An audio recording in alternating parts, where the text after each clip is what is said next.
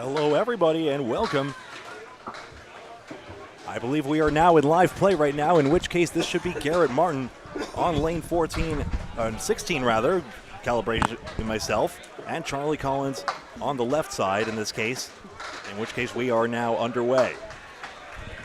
My name is Greg Guyar, and alongside me is Paul Grant on Candlepin Bowling Network. Hello, Greg. Welcome back. We got some shake-up in the standings here. We'll go over in just a bit. We'll get the official scores in about a half an hour. They're also on Fairlanes Bowling on Facebook. Fairlanes, one word. Fairlanes Bowling, a second word. Fairlanes Bowling on Facebook for all the standings up to date. The Terminator Charles Collins, parallel time plus the 10. On the right side, Garrett Martin. I'll check that in a second here. He's still pinning out the split here. Who else we got? We got Garrett Martin, followed by Lucas Nickerson, Ryan Cox, Coxie, Billy Gillis, and Mike Brown, the run-up in the singles knockout to Troy Forney, who won it all here Monday night. Watch a thriller on Candlepin Bowling Network on YouTube. Collins a 7, Martin a 9. Early 2-pin lead.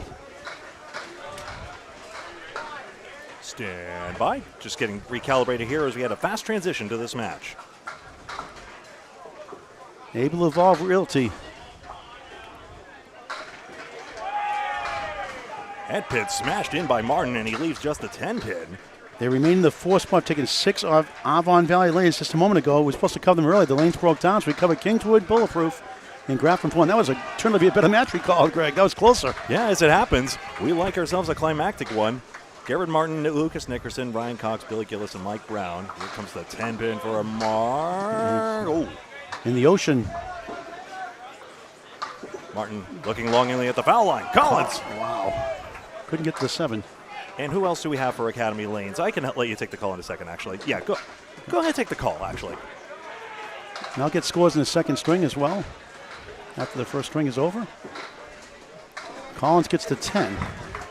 To match that of Martin's. Charlie Collins leading up. That was 9. It was a 10 from out. That's right. Let's miss the second, make the third. It's a Paul Grant special. Miss the second, make the third. Not a good time for that, Garrett. 19-17, but Able Evolve has the lead by 2 early on. I think it was actually a case of wrong pin in that case, but in any event, 19-17, and here's Aaron Fontaine. He missed the second, made the third in that 10-pin for a 10. And the defending champions, 3-time champions, Academy Lanes, 3-time champions, 18, 22, 3-time, 18, 22, and 24. Trying to go back-to-back for the first time on the road. All their wins have been Academy Lanes. Haverhill, Mass. Great owner of the DeBurrow family since 1963.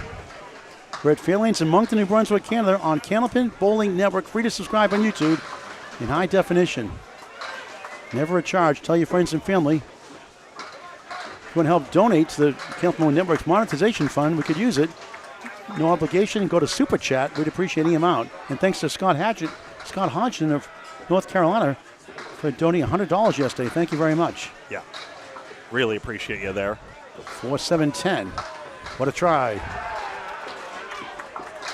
Corey Packard, he leads up to 10 himself. That's Aaron Fontaine, isn't it? I'm sorry, Aaron Fontaine. Sorry, I'm looking in the wrong place. Corey Packard's in the lineup, though. You're looking at his head. Yeah, really.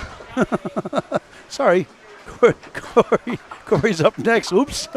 I hate when that happens. Want to get away. I like to look at the action, but there's some instructive view here. Well, thank you for... I saw Corey in front of me, but I was blocked out. That's why I thought it was Corey Packard at first, but he's bowling third. Didn't look at my lineup. We changed the fly here real quick. The only drawback to being a streamer is you see more backs of heads than faces, alas. Each of the 10 to start their first of 3 strings. 2 points, a win, 1 for a tie, 2 for total. 8 points on the line each match. Imagine how many cameras we could jerry-rig. I don't know if we could ever get front cams in a million years. I'll need a little all right, go ahead. Where would we put it? But, yeah. I'll need my mini step ladder before we do the finals here in the playoffs this weekend. Friday night, tomorrow afternoon, late. 1 round, then 3 on Saturday. Crossing over, Packard, 6-10. Wood to help.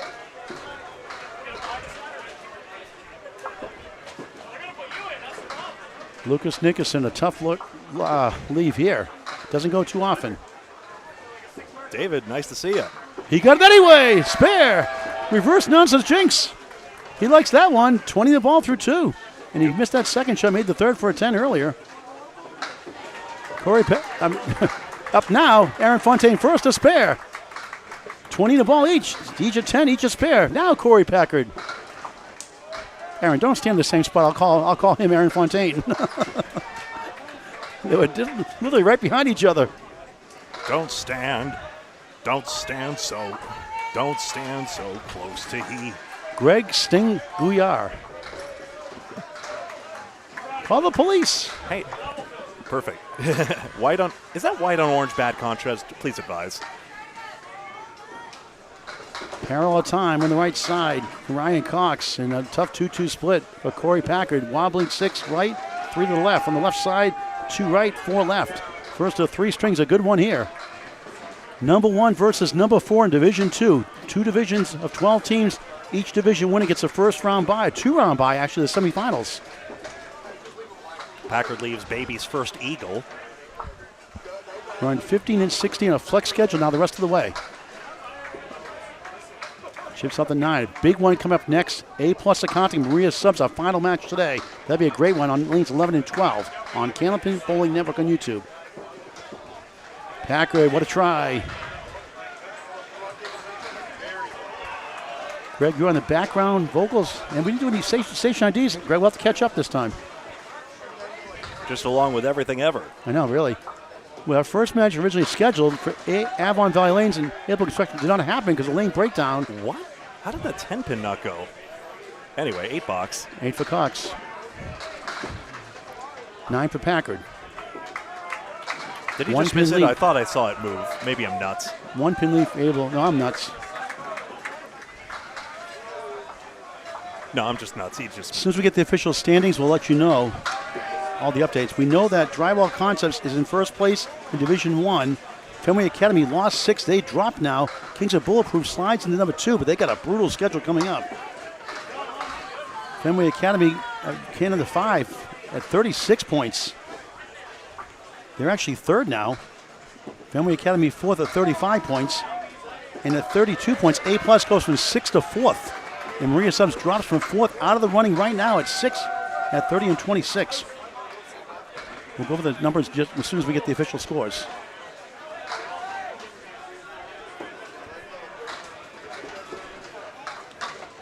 Cox leads up to 6. You can go to Fairlanes Bowling on Facebook for the information as well. You might get it before we give it to you because it takes a while for them to print it out.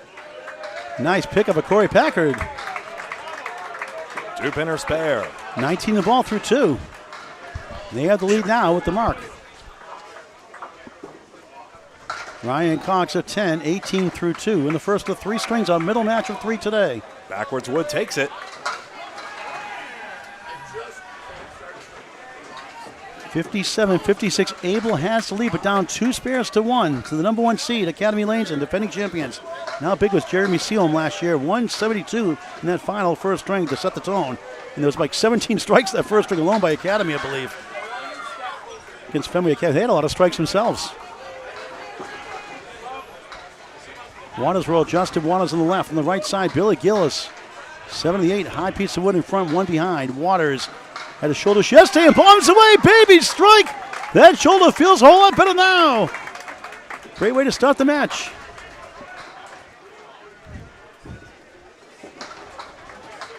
He says he's all numbed up.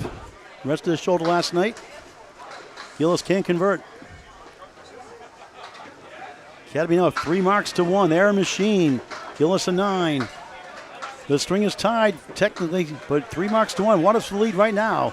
Out of Ryan Zamilis, he's from Natick, Massachusetts his whole life. Former Atlantic Candlepin Singles Tour Class A champion, always in the running. Always seems to be a number 1 seed every year. Kevin Burns, good to see you. Thanks for all you do for us. Waters trying to double it up. On lane 15 at Fairlanes in Moncton, New Brunswick, Canada. Right side, rear head pin miss for me. He's so accurate in the head pin. Not going to make them all the time, obviously. In fact, about 72% for bowlers with his average hit the head pin. Stats by Candlepin Bowling Network. 1 wobbling 7, 9, 10. 3 pieces on the deck. Gillis missed the object. The 3 right. The 5 is to the left. Waters for a big 20. Missed right. 17 through 1 on the strike. Bit of a missed opportunity there. I think the head pin would have taken some more. They lead by 7 plus an extra mark. 2 spares to 1 on their side. Justin Waters, nice 10. Perfect start, 27 through 2. Gillis Nate, 17 through 2.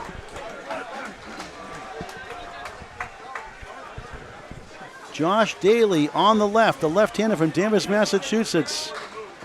Mike Brown, the runner-up in the ICC singles knockout to eventual winner Troy Fournier. He was good in that match. It was close. For Daly's reputation, it's very rare we see him in the anchor spot, though. Certainly not in the Friday Night Pro League. Daly said yesterday in an interview here in our live broadcast he wants to win the singles knockout next year. Troy Fournier won it this year.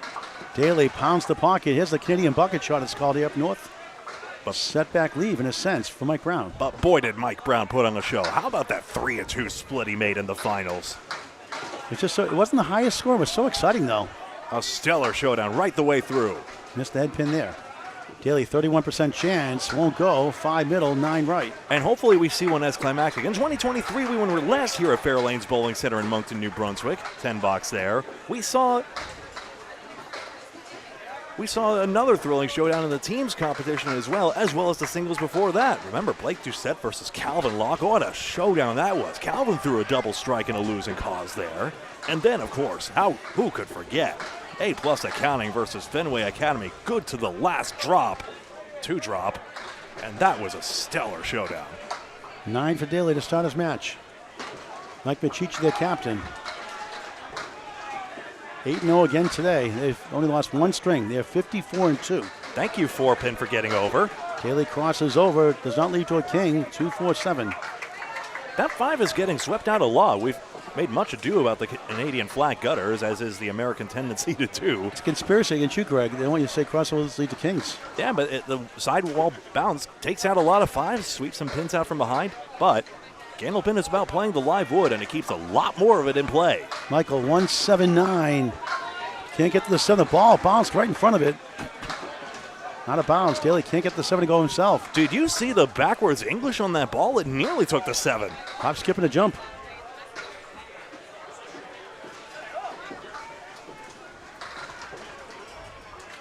Daly a 9. Against Brown's 10 for a 1-pin gain for Abel. And a look at the standing here. That text box doesn't apply now. 101-94. 1, 2, 3 marks for Academy Lanes, and just the 1 for Abel in that last exchange. 7 pins plus the extra mark. You can see the yellow numbers there to help you contextualize the lead. Let's pause 6.6.5 seconds for station ID from Greg Guyar. This is Candlepin Bowling Network on Facebook and YouTube. Please like the video by hitting the thumbs up button if you're logged into the platform of choice. Either way, we greatly appreciate your support just by watching. You have 1/10 of a second left. Subscribe, it's free. Bombs away, baby! Terminator time, Charles Collins! The Terminator strikes! 27 plus 2 through 3. I wonder where he got the nickname from. What happened was I did a Friday Night Pro League game when he was on Sunnyside 2. He got 7 strikes that night. The next day, the Candlepin Cancer Season 1 qualifier at Metro and Peabody, Mass. On Alley Chat, he threw 10 strikes in a 5-stringer. I said, he's a Terminator. Yeah. That's why it's stuck. And he has a Terminator jacket his girlfriend, now fiance, got for him a couple of years ago. Now this is interesting. So apparently my match 7 became a match 8 stream. Interesting. I guess I have a super stream going. Well, cool. You're all here. Thanks, Nico and Kevin, for flagging that. I think we just have the same crowd from before. Okay, I missed the last block, so Garrett run at 10. So 9, 10, 10, 29 through 3. And Academy Lanes on the move once again. 2 spares a strike to 1 spare for Able Evolve Realty. Thank you so much, Karen. Thanks for your stream help earlier. Collins for double strike. 8. 2 and the 7 survive. Garrett Martin wilting 2, 4, 7, 10. That's a piece in the middle. You can get that front piece to turn around. So I guess I restarted the stream so quickly that restream was like, oh, you just disconnected. Okay. Charlie Collins, okay. Well, for big 20, sliced the 2 barely. 9 to strike, 36 through 3 in the first of 3. A middle match with 3 today. What a try. 10 pins still there for Gillis.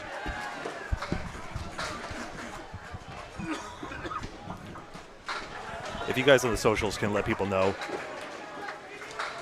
Nico, don't you dare frame it as a mistake. It was not. It was not. Please acknowledge Greg Guyar was right. Greg's always right. Right? Wrong. Double negative. +1 for Garrett Martin, 10 versus 9. He's only left 1 pin standing. What a rise in his game. Charles Collins has gotten so much better, so much confidence, and it's showing. What a really good week. A great kid, too, on off lane. His mother, Lori, his great mother. She's awesome. Won the Atlantic Candlepin Singles Tour out of Ryan's Millis. By the way, Graf and Flooring in that last match, they did average more than 9 on the no-mark frame, so they were losing less than a pin per frame. So with Garrett Martin contributing similar here to Abel. Let's see if any of these teams can pin as admirably. It wasn't a 1-7 losing cause for Grafham, but still.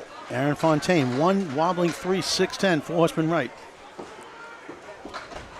Fontaine can't reach the 10. Nickerson, a great fill and a chance for another.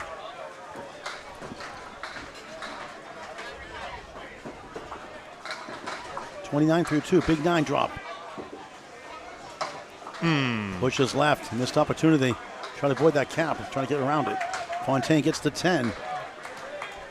After the spare 6, 36 through 3.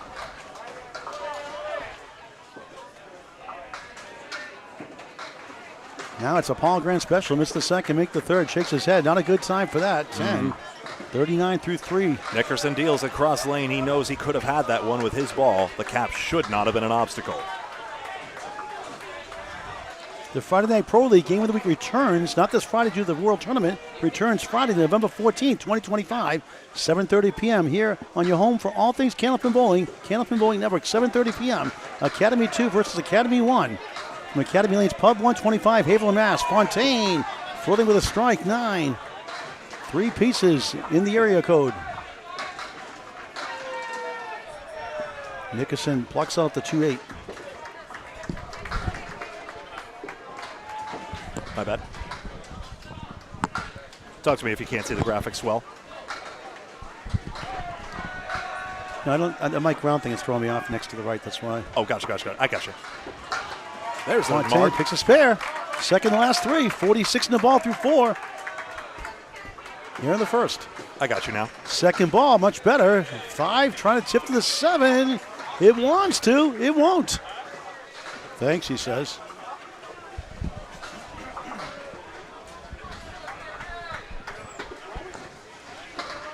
Big match later on lane 11 and 12, Division 1 battle. A-plus accounting, Maria Subs. Our final match today, right here on YouTube on Candlepin Bowling Network.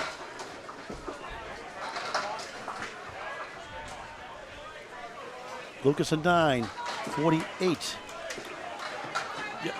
And Fontaine 46 in the ball. Now Fontaine's like over here when he's over there, but still. Now it's an active bowler at least, so you shouldn't get confused. Hopefully. All right, Corey Packer on the right, on the left. Lord knows I've confused Bob and Duncan enough times. Greg, you've got a good stream going here. I'm just so confused. I was born confused. I'm confused. I'm confused. Why does this keep happening?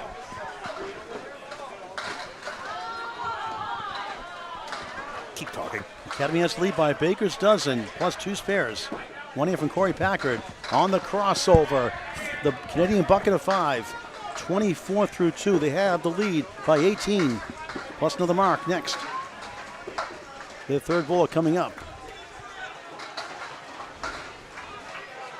Dump. 2-6 wobbling 10. Duncan McDougall will sidle over here in the middle string, I do believe. And I'll give you the third string then. If you want to do that, then I'll check all the scores. Seems reasonable. Save our voices for the playoffs this weekend. Starting late Friday and all day Saturday. 3 exciting matches, riveting. Broadcast always begin at 9 a.m. Atlantic, 8 a.m. Eastern, 7 a.m. Central, 6 a.m. Mountain, 5 p.m. Pacific. Where are we, Alaska? I don't know. How about 9:30 Newfoundland? In the future in Australia for Greg Packer fans. A longtime viewer, Greg Packer. A lot of health challenges, Greg. Hope prayers and thoughts with you. Hope you're doing okay. Back at 8, 32 through 3. Cox back-to-back 10s after an 8, 28 through 3. Hope it's a 2 literal pin advantage for Abel of Realty, but Academy Lanes ahead.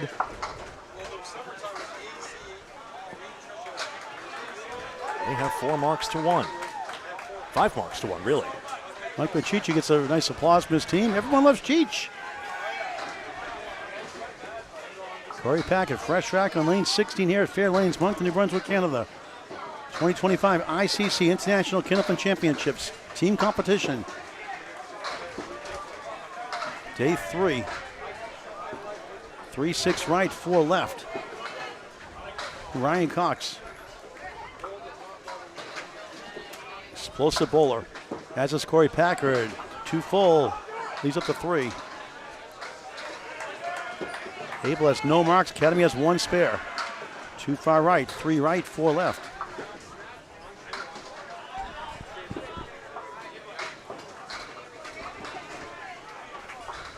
Packard trying to get a 10 again, and he does. Actually, his first 10 make that 42 through 4. I mean, he always gets 10s, it seems like. Ryan tries to get his third 10 in a row, does not. He gets a 9, 37 through 4. And again, Cox is pinning it as well. Nickerson has only left 1 pin standing.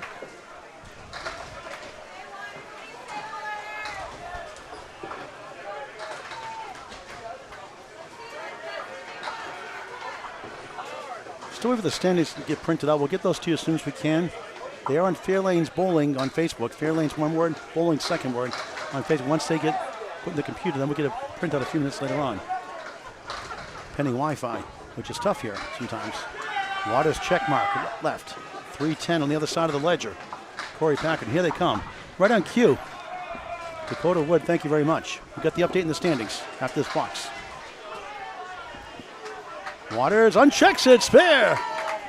He's back. 37 the ball through 3 to strike 7 earlier. A spare to match. Billy Gillis on the board, 27 the ball through 3. Division I Drywall Concepts, 40-16, 1 behind. Kingswood Bulletproof, 39-17. Canada 5, all the way up to 3rd. They've won their last 3 consecutive matches, 24-0. They go to 36-20. Fenway Academy 4th, 1 behind, 35-21. A-plus accounting was from 6th to 4th at 32-24. That's the cutoff as of now. Maria Subs will see with A-plus later on today, that 5-6 matchup as of now. They're 2 behind A-plus for 5th at 30-26. Team USA sticking around. Only 4 out of the playoffs right now, 28-28. Stars and Strikes making some noise. They've been pesky, 25-31. Virtual Siding has a couple of tough losses, 22-34. Wrecking Bowl, same thing. Massachusetts team 15-41. Grafham Flooring 12-44. Watersville is 7, 44 through 3. Head pin hit. It's 7. It's a triangle broken up by 1. 9 right, 9 left, 10 right. A plethora of wood on lane 15. Gillis 8 fill, 35 through 3. For Able Evolve Realty, Waters can't convert. So Drywall Concepts, Kingswood Bulletproof, Canada 5, Fenway Academy A+. Right now, your top 5. 5 make the playoffs in each group. 2 match points per string, 2 for total. One is the 10.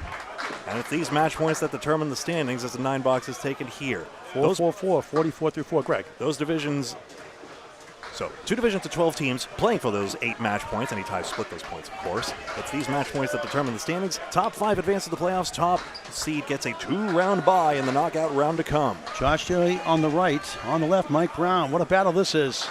On Division 2, Academy Lanes right here. 54-2, the defending champions. Extra lucky strike. Took 8 also, like Academy Lanes said earlier. They're 6 behind. They lost 4 their last match yesterday. Only 2 behind going in yesterday. Now they're 6 behind at 48-8. Still a good record. They control number 2 at least. Outlaw Rides goes to 38-18. They're 3rd. Able Evolve Realty took 6 earlier. Avon Valley Lanes. They're 2 behind Outlaw Rides. They lost 8-2 yesterday.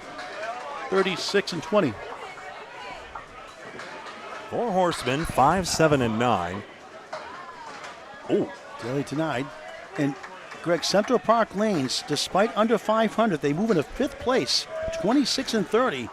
As Bayers Road Ballroom lost 8 earlier to lucky strike of extra lanes. Bayers Road 5th now 6, 1 behind Central Park for the final spot at 25-31. And it's all locked up. Avon Valley Lanes 24-32.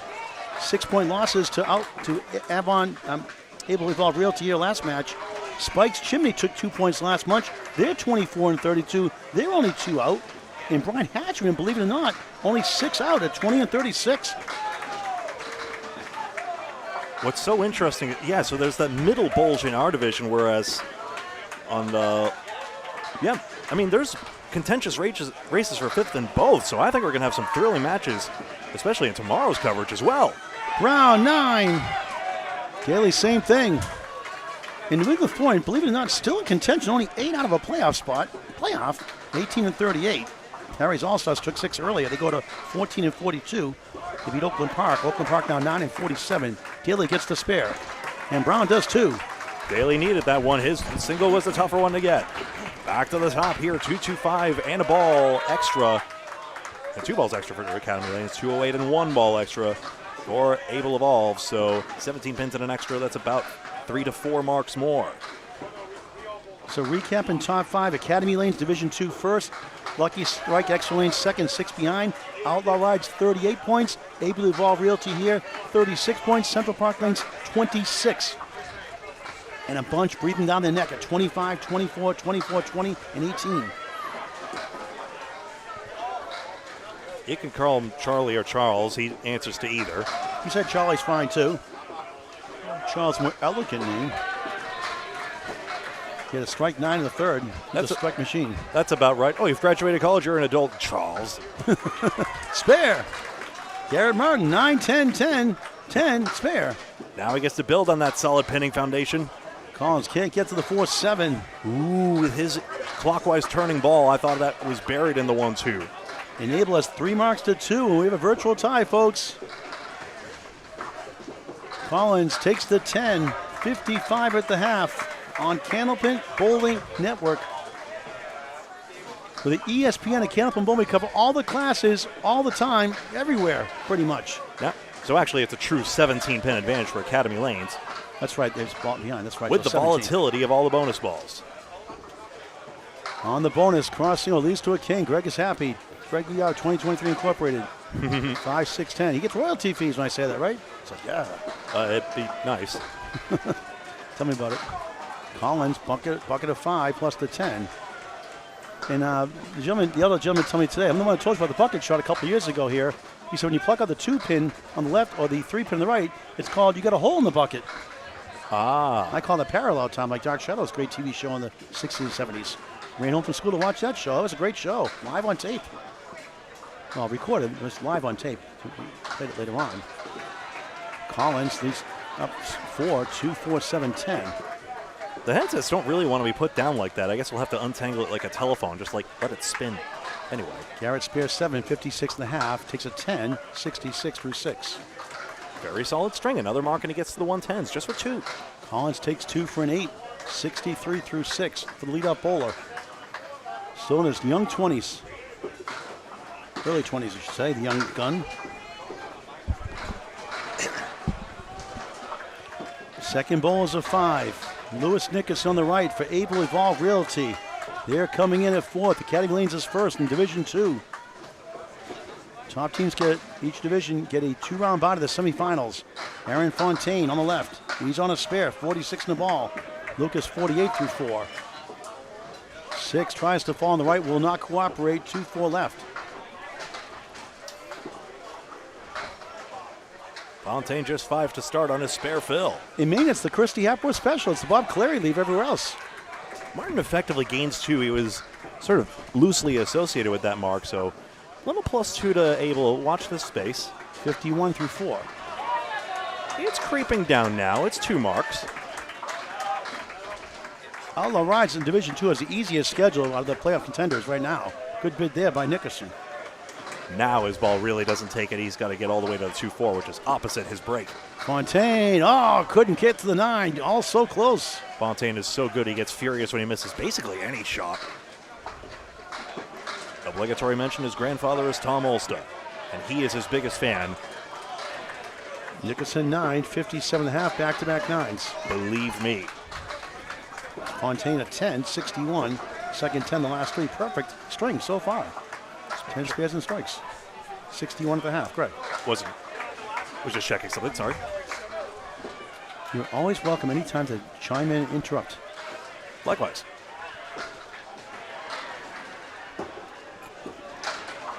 Nickerson, right side, just 4. Aaron Awesome Fontaine.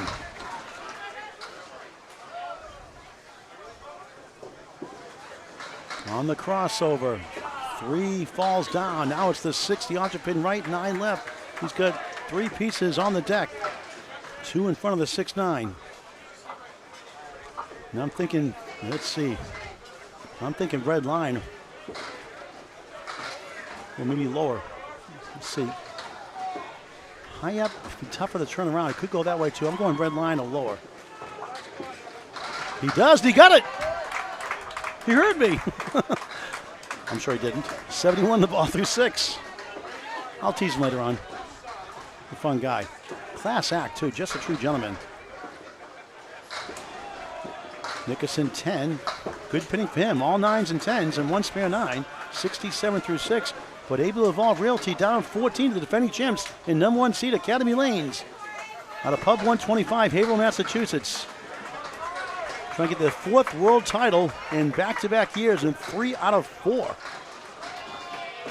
2018, 2022, 2024. Corey Packard and Nick Norcross have won 3 of them. 9 slam there for Ryan Cox. Looking at the 10, forget about the wood. Here's Corey Packard, right side 6. 1, 2, 4, 7, 4 horsemen left. Back to 16. Cox trying to get his team closer.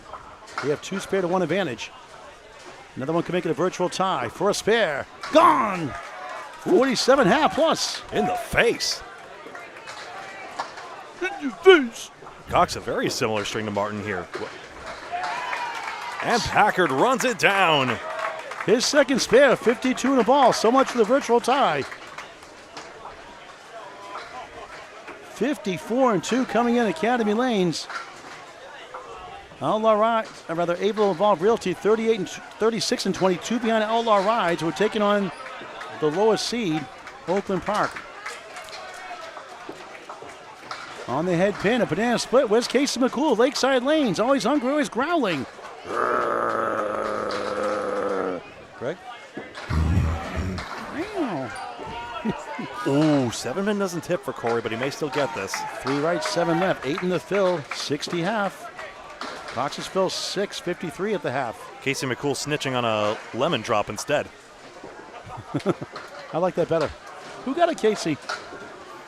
Somewhere on the left, he said. Oh, name him out, Casey. Call him out. I'll get him. Caught on camera. We got Corey Packard, lemon drop by ratted out. Lemon drop on his double strike yesterday. $10 US with $20. Oh, yes. Oh, wow. How about that? Spares. Holds his heart. Back-to-back spares. 3 in the string. 70 the ball through 6 for Corey Packard. Play the wood just got that one for me. Yeah, Corey Cooper put a $12 Canadian money in. He bowled better since then. So I said, see, you give and you get. Sorry there, neighbor. Couldn't resist the impression. 8 for Ryan, 61 through 6 on Candlepin Bowling Network. And the wood's gonna, whoa, tickle it from behind. That was something. Justin Waters, injured yesterday. Doesn't show it today. He's feeling much better. 54 through 4. Strike 7, a spare 7, 2 10s wrapped around it. Billy Gillis, 4-4-4, 44 through 4, a spare 8 in the third. Trying to rally his team down 18 and down 3 spares to 1. 5 up, 5 down. Waters, 7 and 3. 8 hiding behind the 2.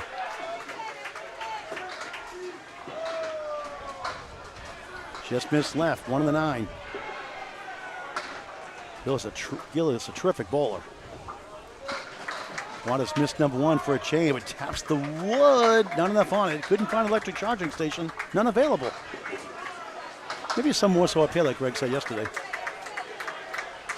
I like hybrids better anyway. Waters a 10. Back-to-back 10, still perfect. Well, at least I wouldn't have to do the conversion to cents per liter at least. I know, and plug in, you have a power failure. It was on lane 14? Okay. Somewhere. We shall investigate. Brian rooting for some able marks here. He sees his team down by about 5. Gillis, my least favorite shot, the 3-9 or 2-8 or 1-5 half Worcester. Waters, right side, 6, 7, out ahead, pin it, now make it 8. They keep falling. Football season, CFL or NFL? 7-10 goalpost, not ahead, pin it for the split. Now look at this one. Left to right, 7-5-6. That's nasty for Gillis. Waters spins away from the 10. He thought he had it. Whirly Dervish didn't make it all the way across. The Beyblade.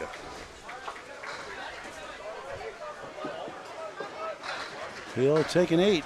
Gillis 61 through 6. Waters a 9, the only pin in the deck. 73 through 6 for Academy Lanes. Here come the Anchor Bowlers. 20 pin lead for Academy Lanes. 3 spares to 1. 1 coming up right now from Josh Daly. That's an interesting point. Waters is ahead of Gillis by both the 6 bonus pins and the 6 actual pins. Mike Brown filling a spare, as is Josh Daly. 3 10s a spare for Brown. Daly 2 9s, a 10, now a spare. Both sides are pitting very well to this point in the match. In the pocket for strike 9. 4 pin left up. 49 through 4. Like the baseline is neg 1. It's currently neg 0.62 per no mark frame for Abel and neg 0.57 for Academy. Speaking of half west, is a 1-5 center west. That's just wrong. That is a pinpoint accurate shot, a bullseye shot. Nothing to show for it, but a spare 2, minimum 40 through 4. Spare! Mike Brown, back to back. He's got a full house, 3 10s, 2 spares, 59 the ball through 5. Daly, 9 to the 10. Oh, the brutality of Candlepin and the clutchness of our singles finalist Brown. That's basically a double mark swing. Daly takes a 9, 49 half. Sorry to step on that. It avoids it being a triple mark swing. Ouch. Like that weird video, I love Rocky Road from I Love Rock and Roll. They go, ow, in the song, so a kid steps in his foot, he goes, ow. Oh yeah, goalposts for hockey. It's been a while since I've watched a hockey game. I mean, I watched Toronto lose a Game 7 tragically, but, you know, some things never change. 9 again! 2 spare 9s in a row, 68 half for Mike Brown. Daly off to the left, steals 8, maybe 9. The 3 falls the wrong way. Number 1 stands. It's the easiest pin to make the single pin, but for some reason the head pin is less to convert on the second ball, about 13% less. Stats by Candlepin Bowling Network, without wood though. Well, if you missed it on the first ball, maybe you're more likely to be off. Daly gets it, spare. Second spare of the last 3, 59 the ball through 6. So we parking lot things. I didn't drive. 3 pins plus 2 extra bonus balls for Academy Lanes in this first string of 3. Current in the last exchange. What did Brown get the last box? Brown had a spare. Yeah. Is it showing? Okay, I can't see it from here. Okay. Oh, sorry. I meant to do this. Sorry. All right, so he's 78 through 6. I mean, a ball through 6. There we go. Okay. Okay, here we go. Back to the top of the order. Let's get an update from Greg. I may have zoned out. You may have already given it. It'll be the first time I'm looking around all the other scores. Hard to see the scoreboard, though. We're way back here in the DJ booth. Jeff Little, I'm a snot, aren't I? Well, Bruins fan at heart, I guess. Jeff Little, the laser, former Class C ACST Atlantic Candlepin Single Store Champion, now in Class B. Terrific guy. Thanks, New Brunswick, for having me in. I know I'm a Bruins fan, and I'm talking smack, but that probably just gets me the subject of teasing right now. The Bruins having a decidedly disappointing start to the season. More on Jeff Little in just a minute. Collins, 6. He's rooting on Charlie for sure. 1 wobbling 2-10 for Garrett Martin. Only his first head pin miss. Cox is still 6 for 6 on his.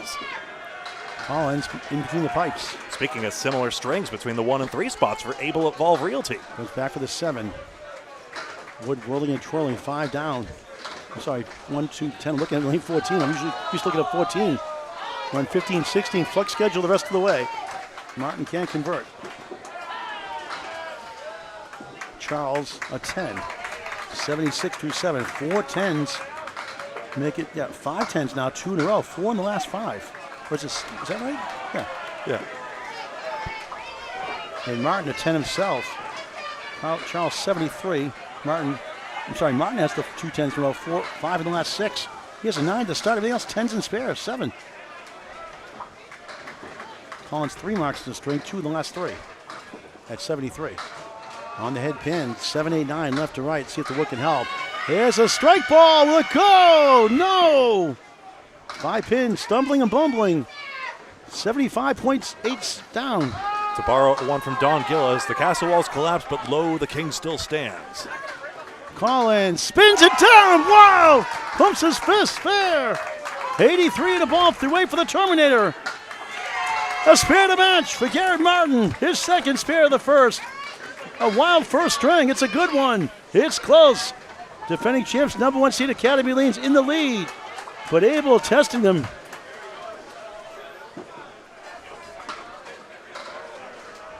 Aaron Fontaine, 71 on the ball through 6. Lucas Nickerson, 67, not on a mark.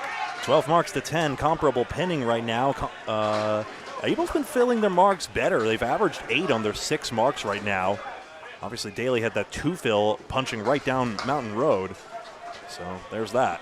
We're on 936 Mountain Road at Fairlanes in Moncton, New Brunswick, Canada. Oh, Canada. Fontaine, he gets 9. He has the 6 for another one. 80 through 6. Fun to watch, isn't it? He's won a lot lately. Lucas Nickerson, a spare 9 in the second. It's all 9s and 10s. That won't help the 3-9. He's go about 1 in 5 times. Stats by Candlepin Bowling Never for Class A bowlers without wood. Fontaine for another one. Bang! 90 to ball through 7. 4 spares in the first. Lucas rolls. The 6 is on the right. The 4 is on the left. Oh. That 6 wanted to fall down, trip over to the 4. Where's Dick Van Dyke? He tripped over himself. Bob wants me to call that wraparound pin a Canadian ballet for some reason. I don't know if I should, though. 9, 76 through 7. Talking about Jeff Little, we're talking to Mike Machichi, the captain. Everyone loves Cheech. I asked, how's a guy like Jeff Little get involved? He's got the right attitude, the good cheerleader, and a great person on the line, a very good bowler, actually, but not upper level yet, but getting there. And he said, you got to bowl in Friday Night Pro League and Pro Series to get your name out there more and see what you can do in competition, not just the ACST. So it's tough. He's got 2 kids. He's got to watch single dads. It makes it hard for him, but he's trying to get there next year. And I think he deserves a spot, at least in a limited role, which is start. All right, 7-10 post. Let's see if he can go West Coast to East Coast. Meanwhile, just 4, 7, 8 go down for Nickerson. Yeah, very flat wood looking towards the 7. We'll see. Can he somehow maybe dodge the front wood, go to the back pieces, and twirl both? Is that a thing? Aaron 8, 98 through 8 in the spare 8. 98 plus another one, almost. Tied 3 in a row. Yeah, I think that was his aim. Nickerson, Wood ran away from the 2-5. Great pinner, though. 3 9s, 3 10s, a spare 9.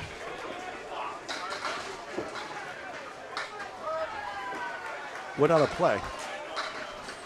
Probably.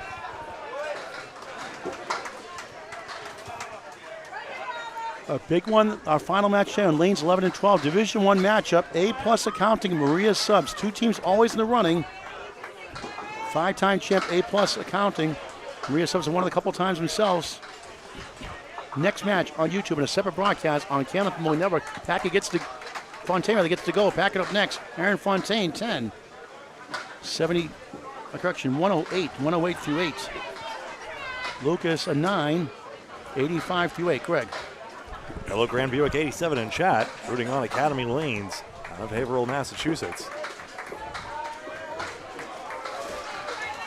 Academy Lanes, your defending champions in 2024. 3 championships, 0 in a Canadian-hosted tournament. The titles were in 2018, 2022, and 2024. Middle match of 3 today. 3 matches every day through Saturday. We start every day, 9 o'clock local time, Atlantic time shortly after. 8 o'clock Eastern, 9:30 for our fine, tremendous friends in Newfoundland on the half hour.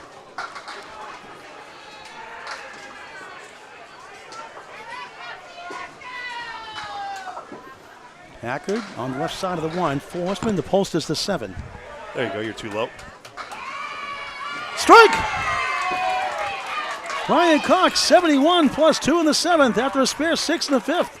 8 in between. A couple of 8s along the way, a couple of 10s, a mixed bag. Packett Wood behind the 1, 3, 6, 10 also there to the right. Trying to get to the 7 also. Missed right though. 1, 7, 10. I call it the Augusta Maine Special. Mark and Smith, the care, the great owner, is a lousy lead, but a great name for a bowling center in Augusta, Maine.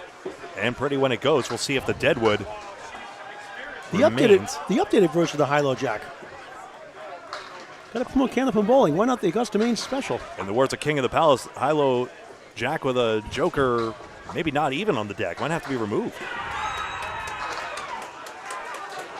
You want to go? You want to go? You want to get that piece of wood? Are you sure? Is it really Deadwood? Do we want to just shoot at it? Let's get removed now. Candlepins for Cancer, a 501c3 charity helping Candlepin bowlers going through cancer treatments. Donations via Venmo 24/7 at Candlepins number 4, cancer.com. Candlepins number 4, cancer.com, a 501c3 charity. Checks be written also. Address on the website at Candlepins number 4, cancer.com. A staggering $31,500 paid out this year alone, more than double any other year paid out, and over $103,500 overall. Candlepins number 4, cancer.com. Please help out. Candlepin bowler going through a tough time. Thank you very much. For those who have donated and will, thank you very much. Back to live action. Packard. For 10. 9. 84 through 7. Pretty good, significant cut there to get that extra pin. And again, 9s are better. Sorry, Greg. Ryan Cox filling his strike next. I jumped the gun there. My bad. Corey from Sutton, Massachusetts. An accountant. And not the one in the movie. Pinning so good still. I mean, you see Packard just had the 1-8 box there. I can see Corey Packard being a movie star. He's got the look. Make my day. Just we're littered with 10 boxes across the way. That's the big reason why. Get your 10s, kids. Corey with a K. Korey. 3, 8, 10. Double strike up a 2 to the 8. 5 to the 7.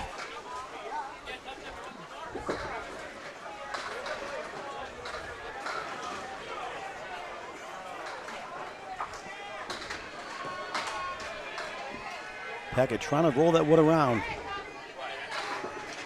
Would have probably propelled them into the lead had Cox doubled there. So I was talking to Brady Yeaton sometime during this match. Oh, what a try. Turning around to the 8. Hits it, not going down. Excellent effort. Oh, wow. Spare on strike. 81 through 7.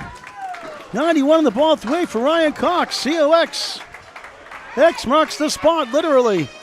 It's down to 16 for Academy Lanes. Now Able Evolve Realty has the extra mark, 3-2. Now a virtual single-digit match for the champions, who again have only lost one single string all game long, as I recall correctly. Yep, 54-2. Just a singular string lost by Academy. We got some special guests coming here, Greg, soon. Yeah. It's going to be wild and crazy. Get him in the middle, move that headset to him, and take your right headset for yourself. When the time comes. No, that's going to be your headset, and he's going to get in the middle of us. At 5 and 7. Sorry to have to do the production work on the air. Come on up. Can we all fit in here? Honestly, just...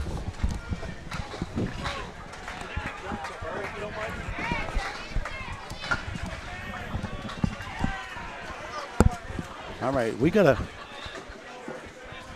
a special treat. We got Brady Yeaton here. As Greg will monitor the scores. Greg, keep an eye on the scores here. I finally got him to go. I almost had to catch a flight to interview him for his baseball championship. He stood me up last time during the Worlds, and now he's here. His first interview on Candlepin Bowling Network. Please welcome Brady Yeaton. Thank you so much, How you Paul. doing, Brady? See, I told you, I'm a lot of fun. What's up with you? No. Talk about, I like your hair sticking up with the headphones. Is that a new style? Looks like a big feather. Is that a big feather? You got a feather in your cap? I don't know, it just goes like First that of all, sometimes. talk about your baseball career before Well, we talk about your bowling career. And how old are you now? 14? 13. 13. I'm aging you. When's your birthday? January 18th, Okay. 2012. Do you skip a year? Do you do birthdays every other year? Like What? leap, like a half leap year? Just kidding. No. Talk about your baseball career. Well, our team won the provincials for 13UA this year. And, yeah. And you pitch too, right? Oh, yeah. Yeah? The best pitcher You on throw the a mean team. fastball? Oh, yeah. You don't put that funny stuff in the ball, do you? Nope. Okay. Blazing 60 miles an hour. Yeah? Yeah? No funny stuff in the ball? Nope. No grease stuff at all? No. Yeah? Do you have that mean look in your face like, "Grrr," like you lean in? Like the banana split? Yeah, yeah. You go like, "Grrr," banana split like, "Grrr," when you're ready to throw that ball? Nope. Try to intimidate the batters? Nope. Yeah? Nope. You're not mouthy, are you, on the mound? Are Oh, you? yeah. Are Oh, you? yeah. You get that from your mother or your father? My dad, probably. You're grounded. Oh, yeah. He's a loud guy, so you know. Talk about some of your stats you had last year, some of your stats. Well, I don't know my stats, but... You don't know your batting average, your No, ERA? no, Boy, we don't okay. do that, but... You let your business talk, right? Oh, yeah. Yeah. We'll talk to you, Miss Grandy, here in just a minute. Talk about your bowling career. Well, right now I am a 99 average at Sackville Super Bowl. Is that with the bumper guards? Yeah. No. No. Yeah. I have to ask you a tough question. Do you like chocolate milk? I love chocolate. Oh, yeah. Come on, give me 5. Yeah. I love it. Charles Collins likes the okay guy. Oh, yeah? Determined likes chocolate milk, too. Yeah. Chocolate milk rules. It's a man's drink. So you're 99 average. Yeah. When you first started bowling, when did you start bowling? I was 4 years old. Yeah. Yeah. And what's your favorite bowling moment so far, besides being here right now? I don't know. Probably my high triple, Which is? 335. Okay. That's your batting average in baseball, too? Oh, yeah, probably. Is it higher in baseball? Or you don't Higher, know? higher. How come you don't know your bowling baseball stuff, but you know your bowling stats? I don't know. What's up with that? I don't know. They should be doing it. How about your high single? High single, 140. What's your favorite bowling moment, seriously, so far early? I don't know. You don't have one? No. Okay. Don't have one. All right, let's talk to your friend here. Tell us who you are. I'm Riley Grandy. And who are you? You are the daughter of? Crystal Grandy. She's a pretty good Ian. bowler, too, right? Yeah. Are you better than her? Not really. Not yet? No, not yet. What's your average? My average is I think it's 81. Okay. No, 91, sorry. I'm pretty sure. Is he teaching you how to bowl? No. Okay. He doesn't want to teach you. You'll be better than him. Is that why? Yes. Is that why? What do you like about Candlepin bowling? I just really like how supportive everybody is, I guess, if that makes sense. Yeah. What's your favorite bowling memory so far? Do you have one?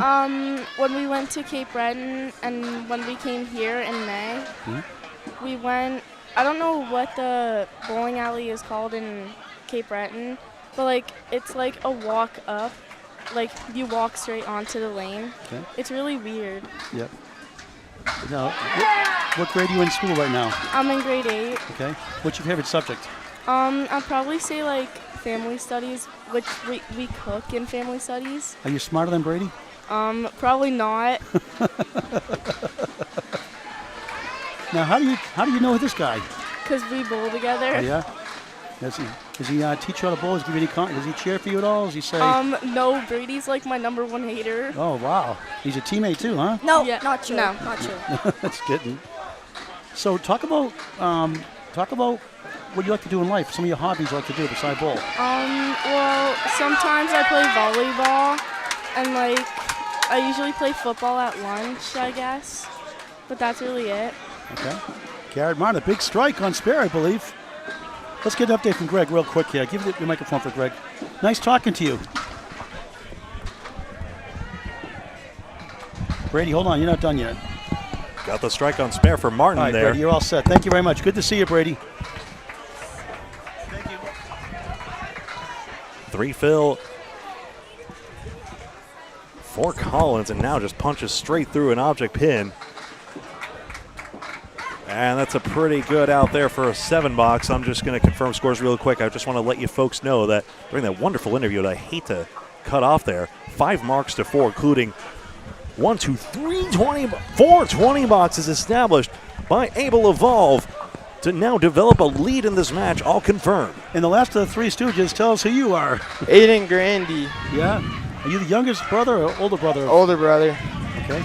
Now, how's your bowling going so far? I set a new record for me this year, 366 high triple, and then a new single for me, 145. And what's your average right now? 102. So you're better than Brady, huh? I would say me and him are the same. He has better days than me. I have better days than him. Are you a better bowler? Going to be a better bowler than your mother? No. No. Love your confidence. I'll get there someday. Yep. $20 again for Able Evolve, and Collins responds with a 7-8 spare, but holy smokes, Abel's pouring it on. What do you do at school? Like, what's your fun favorite subject? What grade are you in now? 9. Probably like tech ed, probably like woodworking and stuff. You like that stuff, huh? Yeah. I was terrible at woodworking. I built a pump lamp one time. It was all warped. It lasted like 20 years, though. It was all deformed, though, like me. So what do you like? How, you feel like you could be in the Worlds here someday, hopefully? Hopefully. Does this give you a taste of it? Like, give you some motivation to do it? Ooh, Collins is spilling more. That's +4 to Academy. Tell your mother hello, and good to talk to you. Thank you. Thanks a lot. Thank you so much. Sorry to have to do play-by-play over you. Really appreciate you coming here. 131 for Garrett Martin and 112 for Charlie Collins. The Grandies and the Edens. Here with Able Evolve Realty. Oh, just do the microphones. You've tangled them up, so I don't know which is which anymore, I'm afraid. That's what. And pin hit. They want Nickerson's 5-pin to go down. He's ahead by 14 in this string. His team is ahead by 14 in this string. I'm still confirming as fast as I can, but they're marking so quickly. Fontaine 7-8-10. It's great to talk to young kids. It was a lot of fun, wasn't it? Brady's a hot ticket.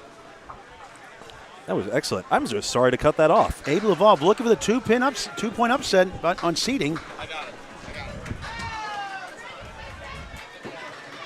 We're in the first of 3 strings on middle match of 3. A big one today in Division 1. A+ accounting, the 4th seed, number 6 seed, as they're coming into this round. Maria Subs, 2 points separated coming to this middle round today.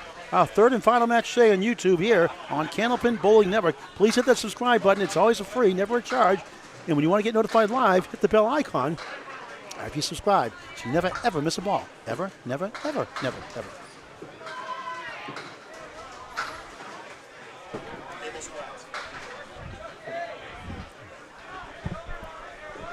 No mark. Where's, as the world turns, nope. No 7-8 for Fontaine. All scores confirmed as you see it here. 14 pins. Thank you, Duncan McDougall, for getting that done for us. And you see a volatile 14-pin lead for Able. Candlepin has a strike and 1 spare. Able has 2 spares and a close one. Fairly volatile anyway. Gets the 10 Bailey. Is that a Paul Grant special? I didn't see the second shot. It's a 10 anyway, 95 through 9. If it missed the second, maybe the third, it's a PGS. Aaron Fontaine, a 9. Yep. 117 through 9. 2 more marks for, wait a second. 2 more marks for Academy Lanes, but the flurry of 20 boxes is creating a bonus imbalance here. Academy's fill average is 6.2, but with all those 20 boxes, 8.58 is the average fill for Able Evolve Realty. And how big a bloom would this be confidence-wise? They're to be on Outlaw Rides, who are bowling the lower seed, Oakland Park. And they have the lead comfortably. Actually, are they trailing? Abel's ahead. Abel's ahead. No, down here. They're the score. Yeah. Oh, sorry. The Outlaw Rides match. All right, Fontaine, each with a tough mess here. We'll try to get update on Outlaw Rides. Around and Nickerson, no, 3-5. 520 boxes right now. 520 boxes for Able Evolve. Hetpin's going to get swept out here. Where's it going? Into the 10? No.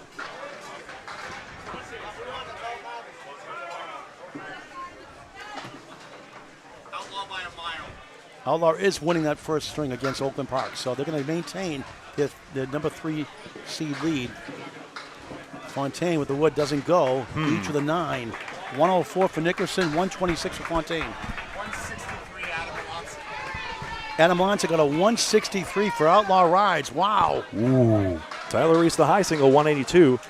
Brad Stewart, the 483 was it? I think was. Is he the one in Duncan McDougall's fantasy league? Here we go, winding down here in the first of 3. 443, don't be ridiculous, Gregory. 443. That would be more down to earth. Spread eagle plus the 8 behind the 2. Brutal for Cox. On a spare, just 3. That hurts. 94 through it after 3 marks, the last 4 and 2 in a row.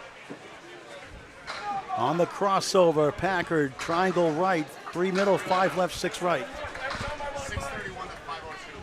6:31 to 5:02. Outlaw Rides cruising over Oakland Park. Good effort, got the best 4 to 7 series there. The three fill was a devastating one. Cox punched through. Packard on the 50-50 proposition of triangle number 3. Packard tried to give his team a 3-mark to 1 advantage, down 18 right now. They would cut it to effective 1. He grabs it, spare. 104 on the ball in the 9th, his 3rd spare, making 4th spare of the string. Single mark match between Academy and Able. 54-2 Academy Lanes. 36-20 Able Evolve Realty, and a good one here in the first. An 8 for Ryan Cox, 102 through 9. Here comes Academy Lanes, only down 16. It's close virtually. And Ryan Cox, the chance for headpin perfection here. You see the yellow bricks for headpin hits and red bricks for headpin splits here. Could he go 10 for 10? And will it even matter? Could he even get to 120 amid it all? His box another mark for all 8s, crazy 8s, 3 of them, and a 3-1 split now. He did it. All headpin hits, Yes, it is. and not much to show for it score-wise. Part of the game. 7 splits. And no banana splits. Packard in the bonus. It's a good ball. It's all gone. Bombs away, baby. Strike on spare. Wow. Academy Lanes may have the lead. 114 through 9. 124 plus 2 in the pen. 10th. Packard's corner. Oh, and the wood ruins the shot for Cox. They could have used that one. Now Academy will have the lead. Not yet physically. What a terrible bounce for Able Evolve. Cox gets the 10, barely in slow motion. Don't hurt him. 112 finish. It's a 5-pin lead for Able Evolve Realty. They're down 3 marks to 1. And Corey Packard stepping up big down the stretch. He tagged the 3-pin into the wrong piece of wood. It went into the back wood and kicked the front wood forwards. Corey Packard filling a strike. Of course, excuse me. After a spare. 124 plus 2 big ones. 6 for the lead. Plus next to mark to follow. Checking my audio levels here. I might be overclocked. Okay. Packard on the head pin. It's going to be 8.5. 9. The 2 wants to fall down. Wood hits behind. It won't fall. That close to a double. And a potential game clincher. Just a question of count here. He's done his job. Academy Lanes now ahead. Spare. Strike. Spare. 134 finish for Corey Packard. How about that finish? And just like that, he throws 220 boxes at Able. 50 his last 3. Crazy. And they take the lead. The first 2 for Academy in the string, and what a time. As they try to still only have 2 match points conceded. Able Evolve, can they hang in there? Can they bounce back down 1 spare? They have 1 spare, 1 strike against them. They have 1 spare themselves. Down 5. 2 match points per string, 2 for total, 8 in all. Ties split the points, and it's these match points that determine the all-important standings. Top 5 for the playoffs, top seed for a 2-round bye. Justin Waters on a spare for Academy Lanes. Pub 125, Haverhill, Mass. Billy Gillis, only 4. Waters trying to punch the pins like he usually does. Off to the right, just 5. 4 spin, the post is the 10. Doubles lead from 5 to 10, 97 through 8. Gillis, 5-8-9 triangle, no mark. Waters for another spare. Missed everything. Can Able pull it out for 2 points? 8, 87 through 9 for Billy Gillis. Has a spare 8 in the third. Too many 8s, too many 9s, no 10s. Waters chops out 3 for an 8 to tie the box and keep it a 10-pin lead. 5 over the Century Club. 3 boxes to go before the middle string. A good one. Yep, 3 overall. 3 of those 10 Academy, 3 of the 10 for Academy's lead is pinning. So Gillis maybe not pinning to his standard, but Martin and Cox and Nickerson also doing well. Brown is pin perfect. 3 great strings on first excuse us match. Crossing over 9. Big break. The 10 falls. The 7 pin is there for a spare. Forget about the wood on the right. Waters off to the right again. This time it's going to be 6. 9 and back. 1, 2, 4 in front. If Billy Gillis throws a 20 box, like his teammates have been all match long, we have a tie. Well, that would be a roadblock. Can he get around it? Can he plow through like Jeff Walsh, the bulldozer? With Josh Daly and Mike Brown on deck.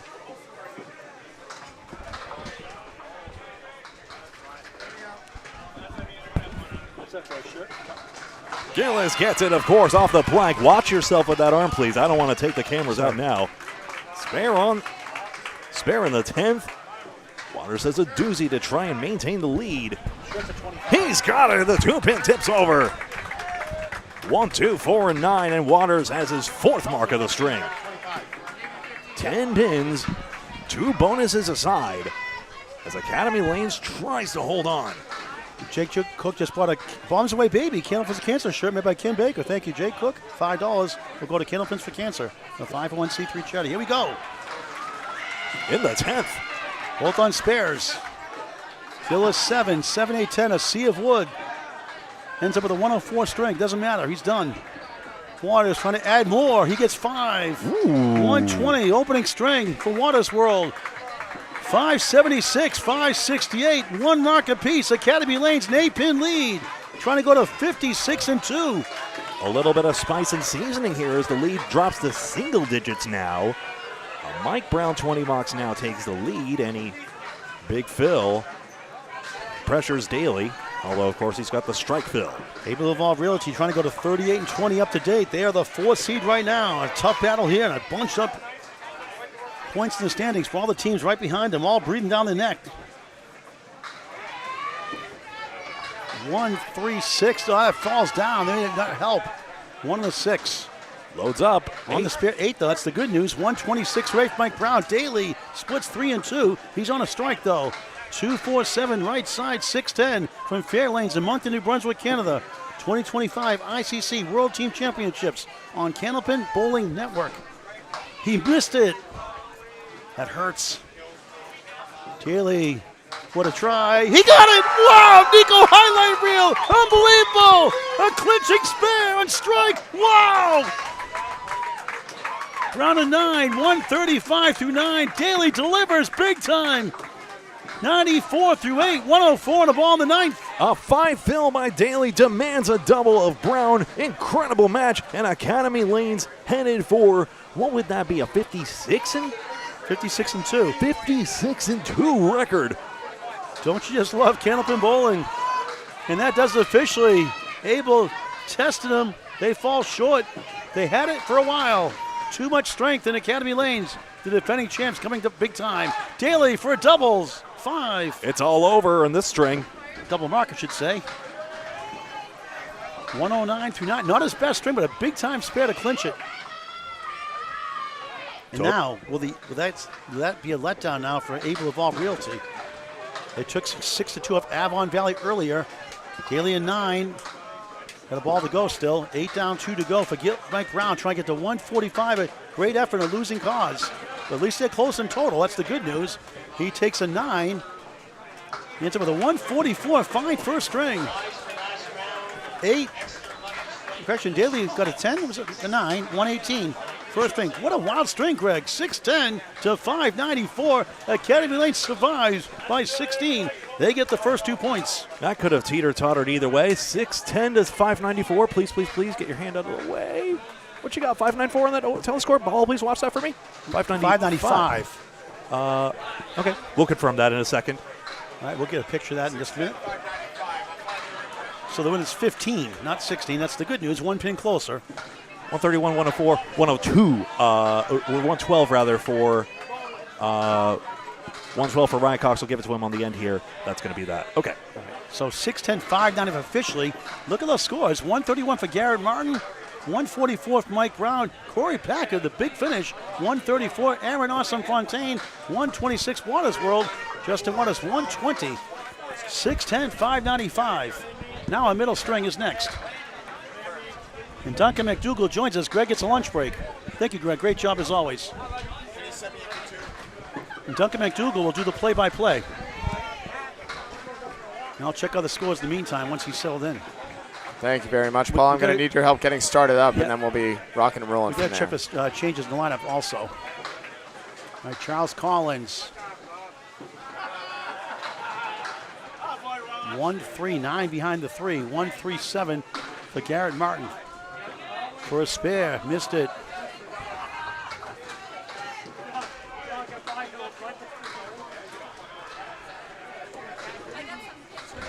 Okay, awesome.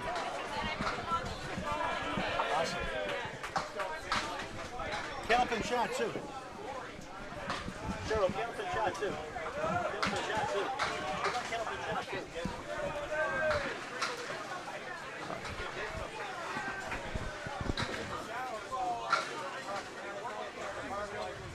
Garrett Martin starts off. I believe that was Nate or 9. Greg Collins has at a 9. Okay. 9's a vial. All right, you got the play-by-play? You all set, Duncan? Sure. I'm going to just check the lineup changes and get scores for the other matches. Sure.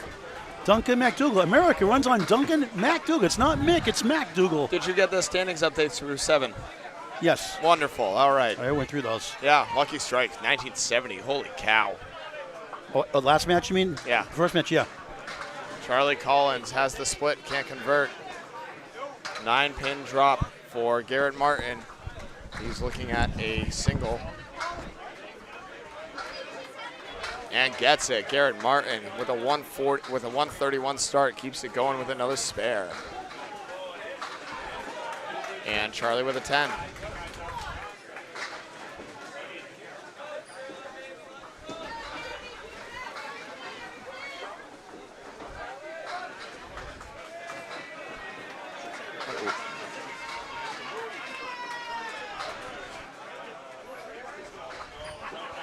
There we go. We're back. Aaron Fontaine and Lucas Nickerson.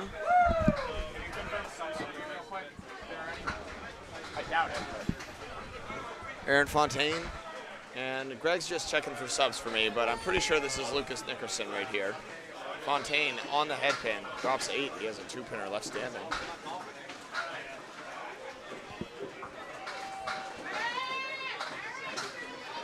And off the head pin is Lucas. He'll wash out 5.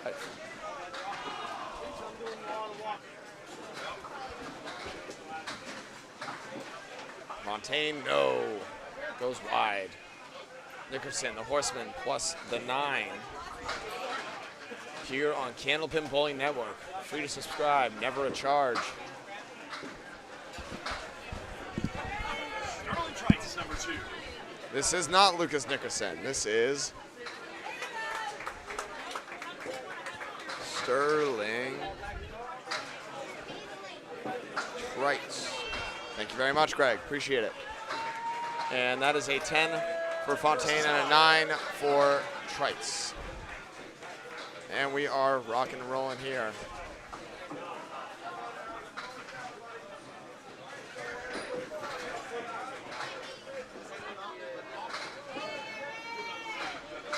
I'm trying to do stuff that Greg knows how to do and I don't, so it's going to look a little different, and that's okay, just at the beginning.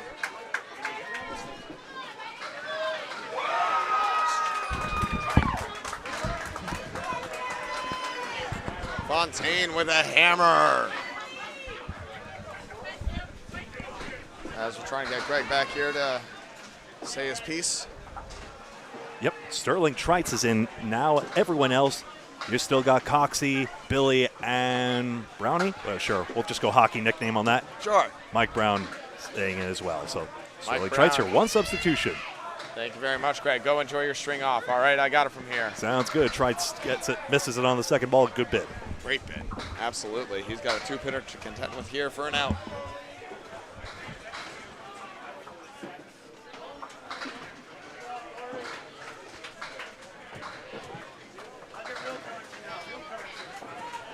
And he'll get a 10. So Aaron Fontaine sitting on a mark. 20 through 2 and a ball. 2 balls.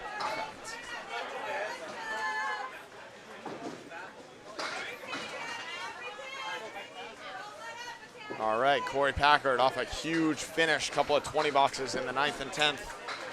Comes back up to bat.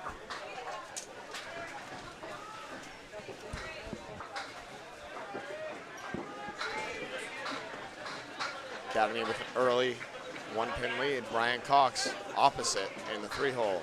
And Corey with that slow, methodical delivery, almost dropping the ball on the foul line, but deadly accurate, just misses the head pin. He has a Caleri left. And Ryan Cox absolutely rockets the head pin. Wow, does he throw an explosive ball. Tough break here, though, the 3-6. This is Duncan McDougall filling in for Greg Gouillart and Paul Grant. I'm doing it all, folks. Corey Packard giving it all he got. He gave a great ride on it, took out the horseman, did not take the sleeper. The 8-pin stands as Ryan Cox goes wide. Both bowlers open in this first American Open, I should say, Canadian closed. And Packard with a 9 to start. Cox with an 8. ICC Worlds match 8 of 11 here. 8 down, 3 to go after this. This is the second string. Academy took the first in dramatic fashion, winning by 15 at the end as it came down, as they were down heading into the last 2 boxes. Corey Packard rockets 9. Ryan Cox tries to answer, has a head pin and a checkmark 2, checkmark 3 to contend with. Corey Packard, wood on the deck. He could sweep it. He's not going to. He's going to go right at the 5-pin.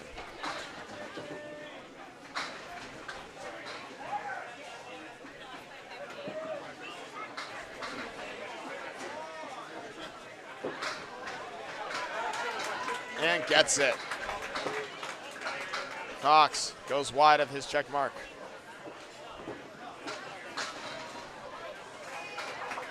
As Corey Packard joining Aaron Fontaine on a mark in the second.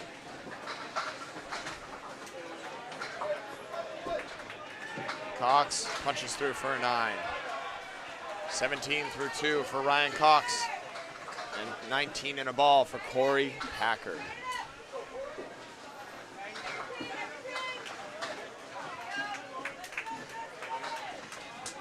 All right, Justin Waters. Hey, I know this guy, Billy Gillis. I'm actually not acquainted. I think this is Canadian Bowlers on Able Evolve Reality. In fact, I'm sure of it. Waters on the head pin is going to drop 4. Tough head pin hit, no luck. Waters coming off a 120 string, very steady for the consummate pro. Billy Gillis rips the middle, takes out a bunch of the wing, but wanted the whole thing as he's going to have the 2, 3, 4, and 7. Waters rifles 4 more, but he's got the 8 and the 10 for his third ball. Trying to make a great shot. Billy goes inside on that 3, can't convert.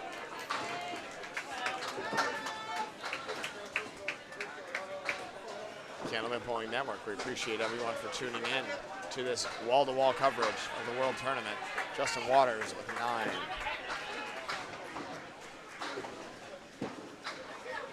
And Billy with an 8. Tough break there for Billy Gillis. Let's see if he can come back here. Both bowlers on their objects, both bowlers. Tough splits, almost converted.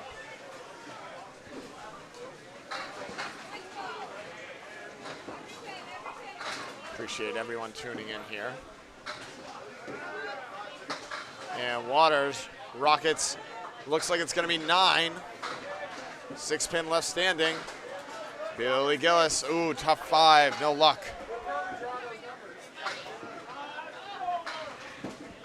Waters, wood on the deck, he's going right at the pin. And he goes wide. Waters uncharacteristically missing a single for a spare. Billy trying to make it hurt and does! Billy Gillis, an outstanding cut shot, 3 into 2, as he gets on the board in style. Waters pins out for a 10, wants that one back.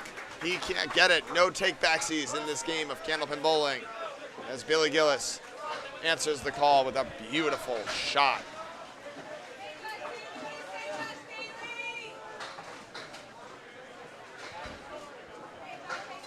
Josh Daly and Mike Brown back up. Mike Brown, the runner-up in the ICC singles knockout. I'm sure Paul and Greg talked all about it a great match between him and Troy Fournier, with Troy Fournier ultimately taking home the title this year. Josh Daly trips 7 up. Good head pin hit for formerly the Destroyer. And a tough leave here for Mike Brown. The 1, 4, 5, 7, 8. Daly, bang!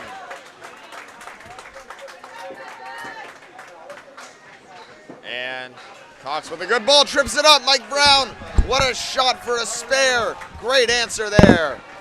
Paul Grant with an update coming in now. All right, let me get my camera out here, camera phone, and update the scores here for you. All right, let's start with Division 1, the left room. We're going to have Division 1 later on. Maria Subs, A+ accounting, a monster match. Coming up next, a final match on lanes 11 to 12 here on Candlepin Bowling Network and YouTube, a separate broadcast after this. All right, let's see what we have here.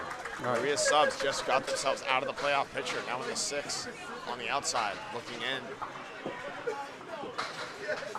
As Paul Grant gets settled, Josh Daly lines up for a spare fill here. It's going to be a good ball, too good of spread eagle and a 4 fill. Mike Brown trying to answer 5 of his own. All right, so Team USA drops the first to Red Hot Canada 5. They've gone 26-0 since being under 500. 582 to 540. Oh, Josh Daly! Is he going to make the eagle? The 2-pin won't go. What a bid. Mike Brown goes wide. Canada 5, a 129 from Andrew Murphy. A 132 for the Bulldogs of Jeff Walsh. He had a 151, I think, earlier, something like that. Earlier today also for Team USA. But down 42, and Team USA still in the running. Jeff Walsh had a 4-11 in his first match today, too.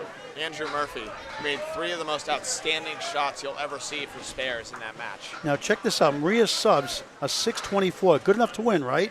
A 138 from John Zappi. Brian Fuller Jr., 151. John Winchell, 126. 624 safe. How about this? Birch siding, struggling lately. Snap out of it. 708. Wow. To 624. A 168 from Chris Hollett. Travis Toffenmeyer, a 161, a 135 from Troy Dunphy, a 168, a 125 from Josh George, and the low man was Doug Cormier with a 119. 708 to 624. 624. Birchall's have 2-0 on Maria Subs, who now are out of the playoffs as of right now. That is amazing. Garrett Martin drops 7 and cannot convert the split. 7 fill puts him at 26-2. Charlie, the 9-pin drop, no. Other scores, you ready, Duncan? Whenever you are, Paul. A+ accounting beats Grafton Flooring 621 to 535. A 144 from Matt Harnett, a 135 from Justin Corkum. Second year in the team, they won it, or third year in the team, they won it in 2023, his first year. Blake Doucette had a 120. For Grafton Flooring, they're led by Scott Lapier's 122 and Jeff Bugia's 121.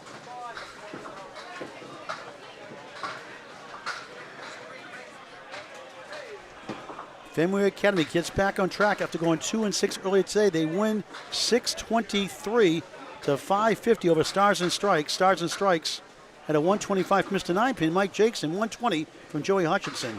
For Fenway Academy, a 147 from Chris Merrill, a 133 from Tim Jam and Jalbert, and 124 from Brian Kroll. Garrett Martin with the split, can't convert. He's got 6 pins in a 2-2 formation for his third ball. Charlie, good bid, won't go. Kingswood Bulletproof survived our first match 7-1 in the tight when they tied one by 10 and won barely down the stretch to take 7-1 last match against Grafton Flooring. They beat Drywall Concepts, the number 1 seed, 637-604, a 33-pin lead. And that puts them in first place, I believe, right now. Let's see. Yes, it does. It does by 1 point. They were 39, Drywall's 40. So now Kingswood goes back in first, but they did for a moment earlier, I thought, but now they are in first place for sure. They were led by a 153 from Sean Duthright, a 124 from Matt Cormier, a 120 from Corey Smith, a 119 from Justin Jones, who took himself out early. He had some vertigo issues early. He's doing better now. Chris Ryder had a 121 also. For Drywall Concepts, Jeff Lampier led their team with a 126. 2-0 in that match. for Kingswood Bulletproof. They got a tough schedule coming up tomorrow. A+ and Maria's their final 3 matches tomorrow. Aaron Fontaine on the strike here. Sterling Trites takes out 4 on the first. Only 3 on the first ball for Aaron Fontaine. The Massachusetts team 548 over Wrecking Ball by 1 pin, 547. That's right, folks, every pin counts. A 122 from Steve Kelly of 3 Ball Spare. Free to subscribe to his YouTube channel. Sean Shattuck, Buffalo Floor, doing great this week, 121. Fontaine can't convert. He'll take 7 on the fill, though, after a tough first ball. Sterling Trites also can't convert his 6-pack. Oakland Park humbled by Outlaw Rides earlier, 631 to 602. Outlaw Rides led by Adam Melanson's 163, a 131 from Chad Reed. They've got the easiest schedule out of the playoff contenders so far. They got a lot of ground to make up in terms of losses, though, as Academy and Lucky Strike are really running away with this thing. 2 points in the loss column and 8 points, respectively.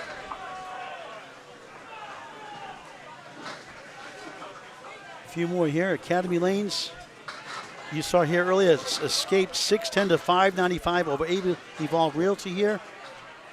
Corey Packard, big time finish, 134. Waters World Justin Waters at 120. Aaron Fontaine a little better, 126. Fontaine drops 9, won't go. 10-pin with a lot of guards in front. Able Evolve Realty led by Mike Brown's 144. Garrett Martin 131. Not enough, only down 15 after 1 against the defending champions, Academy Lanes. Through the hole, Sterling Trites can't convert. Coming into sub and struggling right now, 9, 10, and 10. Looking to pin out here as he's got 5 on the deck still. Fontaine figuring out how to read this. There are so many roadblocks in front of this 7-pin. Let's see where he goes here. He lines it up. Delivers. He goes high and drives it home off the wall. Fontaine with a great spare. 2 marks on the string so far for Aaron Fontaine. Lucky Strike, extra lanes, Lucky Strike 652. Avalon Valley Lanes, the slump continues, 560. Avalon Valley Lanes, Sam Duguay at a 138.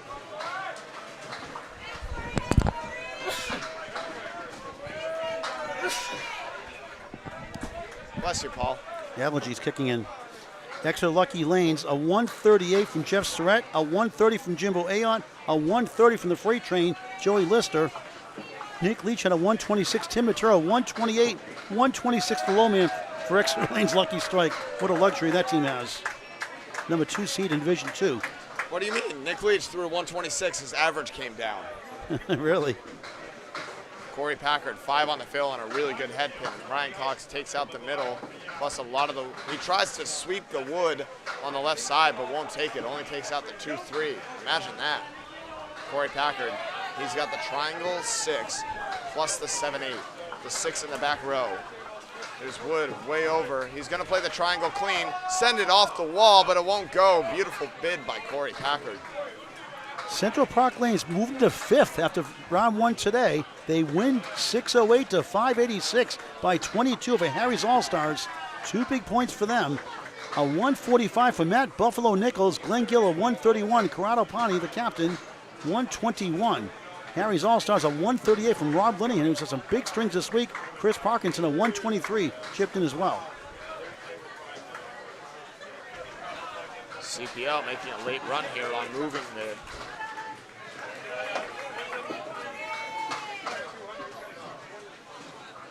Greg Gurau called the 3rd string. Now, final match again, A+ account, and Maria Sub's a good one. I'm sure he'll help out a little bit too, Paul. Oh, yeah.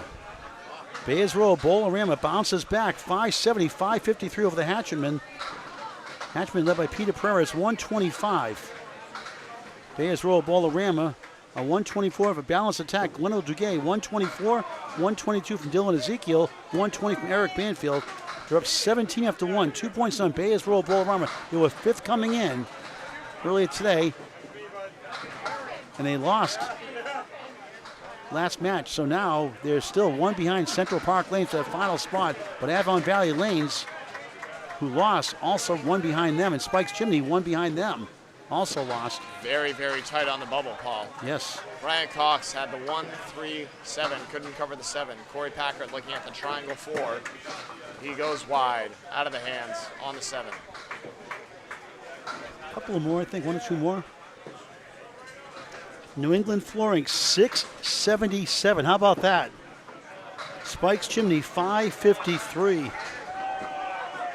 Trevor Stinson combined with J.R. McDonald for 120, 119 for Jeff Duguay. And boy, look at this one. Peter Crawford Jr., a 173. Wow. A 139 from Dave Hodge Mellingham, the captain, 130 from Tim Hazer from Western Mass. 677. New England Flooring still in contention, believe it or not. They have 20 points now up to date. They're still in the running, believe it or not. There's still 3+ matches to go. And you are up to date. Thank you very much, Paul. We appreciate it as always. Doing great work. When you're not announcing, you're grabbing stats everywhere you can. It's fantastic. Whoa!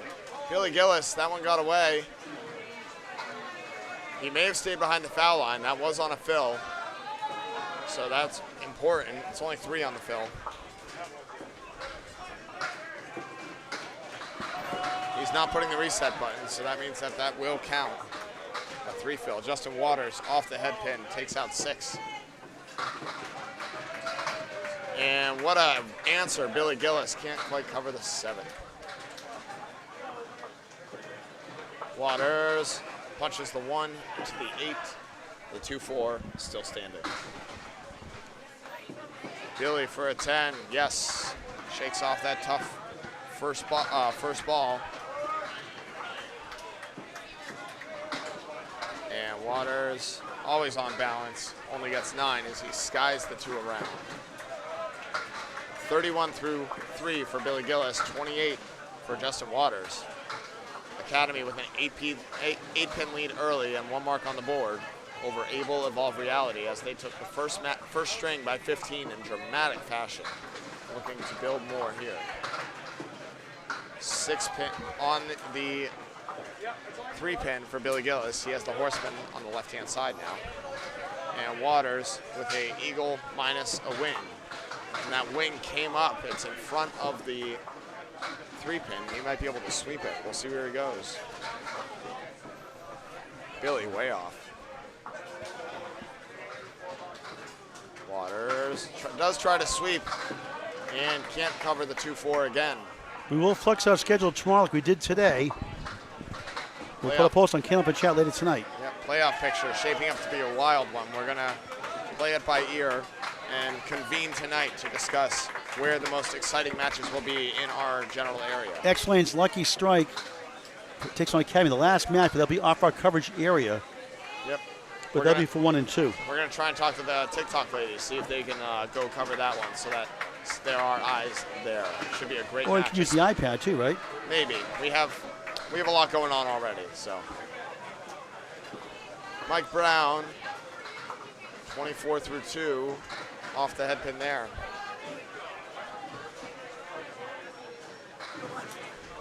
Daly rockets the head pin. He's got the triangle 2 plus the 10 over on the right side. Tough split there for Josh Daly. Mike Brown just gets by, takes the 8. Daly trying to send a messenger over, only gets the 5 instead. Trouble sliding there, maybe. Yeah, Mike Brown looking for sticks, gets 2 for a 9.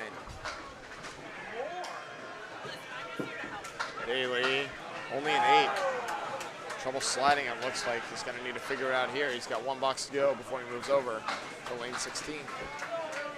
Candlepin Bowling Network, live coverage here. Free to subscribe, never a charge. Duncan McDougall on the call. Paul Grant on the stats for this string. He and Greg Gouillard will bring you home in the 3rd string after I finish up the 2nd.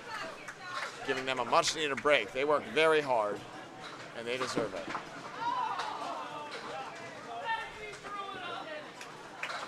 All right, Daly figuring out his slide right here. Mike Brown.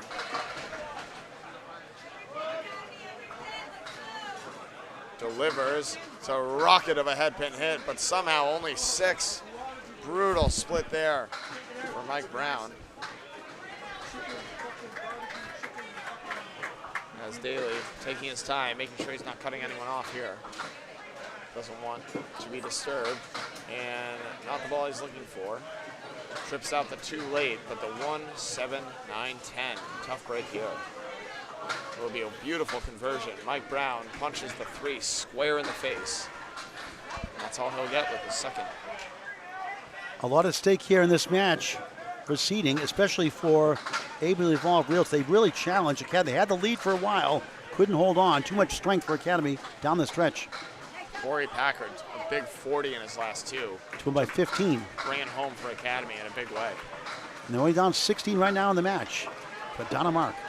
Daly hit that wood every which way and finally collapses for a 10.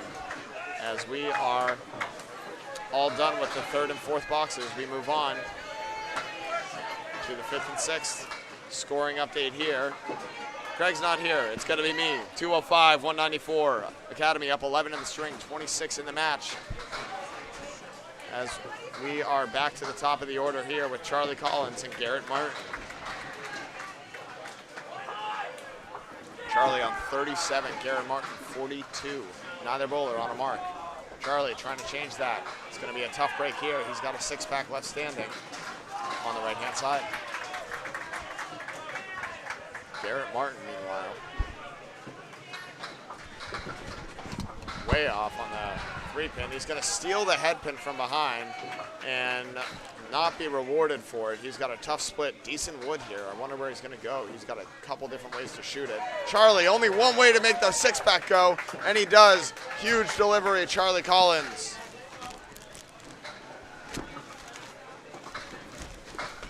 And Garrett trying to send it over. There's too much wood blocking his way.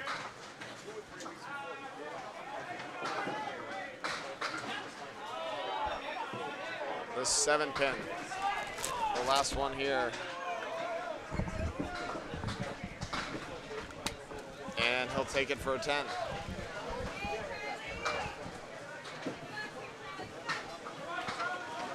.52.5 for Garrett Martin. Charlie Collins, 47 in a ball. This one right here.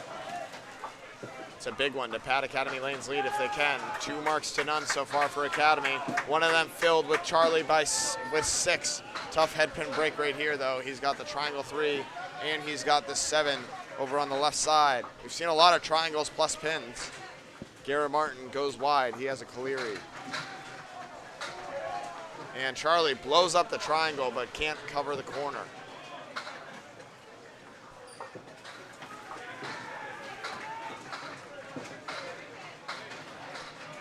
Garrett Martin punches the 1 into the 9. Neither bowler marking here in the 6th. Charlie for a 10.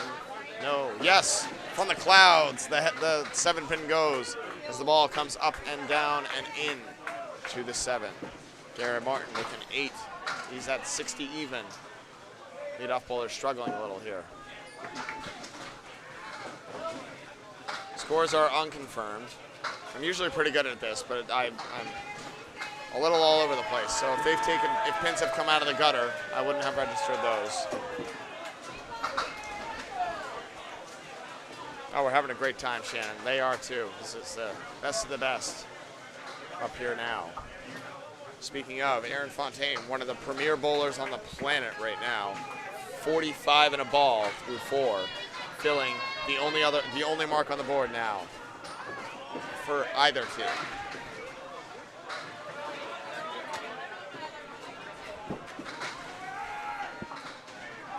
Aaron sizing it up.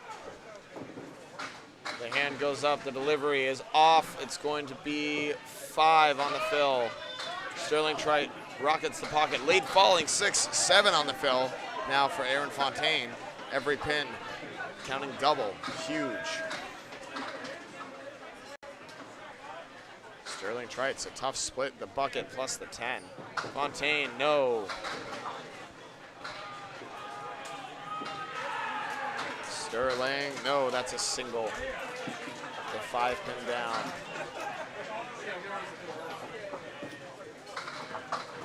And Fontaine bails out with a 9. 61 half now. Sterling Trite carves out 9 of his own on a great out ball. 45 half.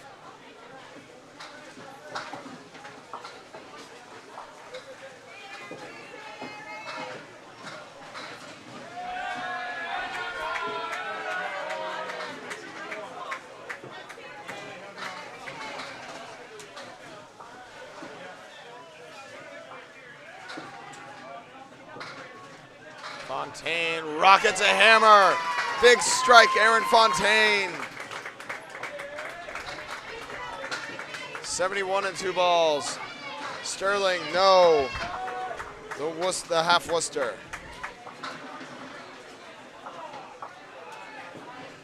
Trying to make a brilliant spare. Sterling Trites heavy on the head pin.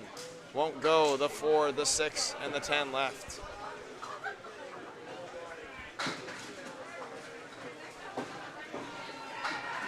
Oh, Sean Bernard. Thank you very much, Emily. I appreciate it. And that's a 7 for Sean. He must have come into sub. I'll change that for you right now.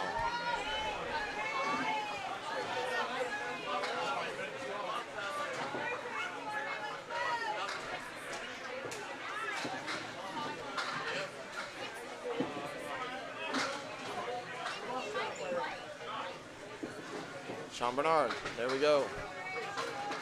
He had a 7. Corey Packard up as I move the score sheet over.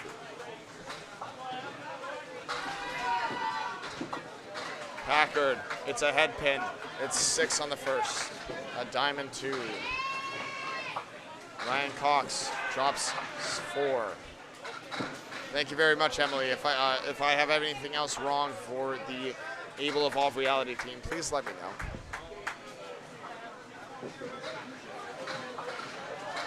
And Corey does everything but make it. Puts a great ball on it. And as does Ryan Cox, and his goes. Ryan Cox with a brilliant spare.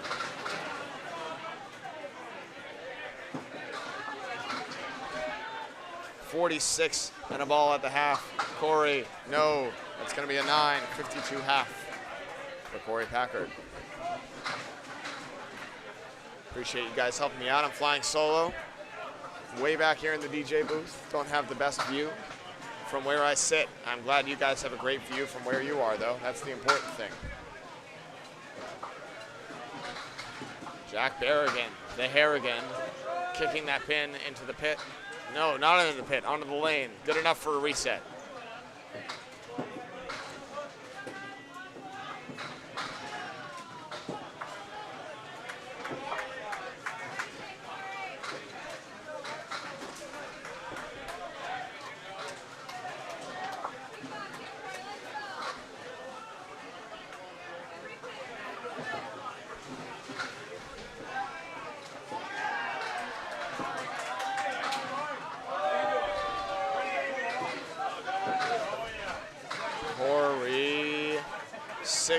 On the first ball, a 3-1 split. And on the fill, Ryan Cox, not the ball he's looking for. Steals 6 though, off the head pin.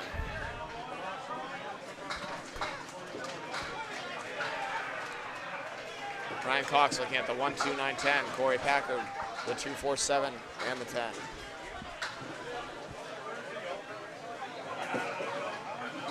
And Corey makes a great bid. Can't carry the other corner though. Sends it over, but it won't go. Ryan Cox, the 1, the 2. Wow, somehow, some way, he made the 1, the 9, the 10. Everything flew around the 2, but didn't go. Crazy game, crazier ball. Packard, 10. Cox answers. Darlene, Saturday we have the quarter, semi, and finals. We will have them on Candlepin Bowling Network. We'll have at least one broadcast, probably 2, all the way through until the finals, where, of course, there's only one game. We'll be having one broadcast right here on lanes 13 and 14, provided they are functioning at that time.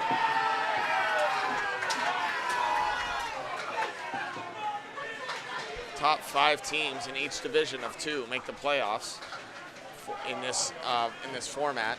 With the Justin Waters. As I try and talk, drops 10, strike for Justin Waters as he uncorks one to get on the board and closes half on a mark. 48 and 2 balls for Waters. Billy Gillis, he's looking at a cluster to 4 and gets it for a spare. Great answer from Billy Gillis. 50 and a ball now at the half. So top 5 teams make the playoffs. The first seed has a 2-round bye. So they will have the octo and quarterfinals off, And the winner of that gauntlet will play the 1 seed in the semifinals, with the winner of that advancing to the finals. The divisions switch, so the higher seed in the left division will play the lower seed in the right division at the beginning. I don't know if reseeding is available or not. Justin Waters, 8 on the head pin in a tough split. And Billy Gillis off the head pin, steals 9 with the lone head pin. The only pin left standing. 9 fill for Billy Higgins, big time. Justin Waters trying to cut something over or slap it. The wood's not bad, but he's got to hit it just right. And he does! Sends it off the wall and collects. Justin Waters, a spare on strike. Billy Gillis, no, won't go. Big swing there in Academy's favor as the elusive head pin, as the single. The least propensity to go out of any single, because you just missed your first ball, stays elusive. Ryan Cox, or Billy Gillis with a 9. Yes, Darlene, we're going all day Saturday. Appreciate your questions. I'll do my best to answer, as I am the one-man army here in this second string. Academy Lanes versus Able Evolve Reality. Academy up 24 with 2 marks in hand. A strike by Aaron Fontaine, and as you just saw, a beautiful spare from Justin Waters. 24-pin lead, 39 in the match. Thank you very much, Karen. I appreciate it. And Daly, not the ball he wanted, right out of the hands. And that is the ball Mike Brown wanted. Drops 8, but a tough split. Just brutal. Daly trying to come back, chops out another 4. And he's got a brutal lead to contend with. Just a mess out there. I cannot tell that lady to stop screaming. I'm sorry. I'm back in the DJ booth.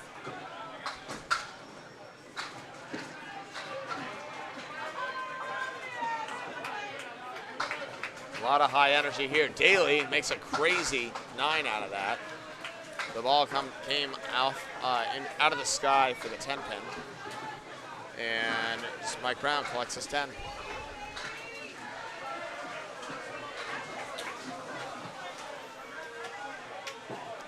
$50 half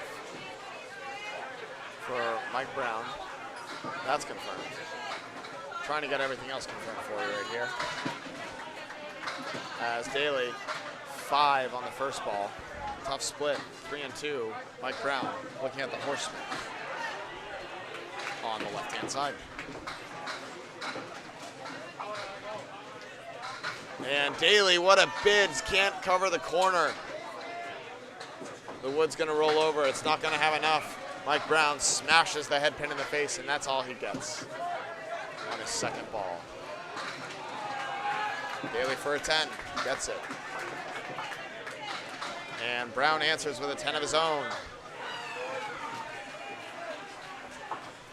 As we fly on back to the top of the order here. Scoring update now.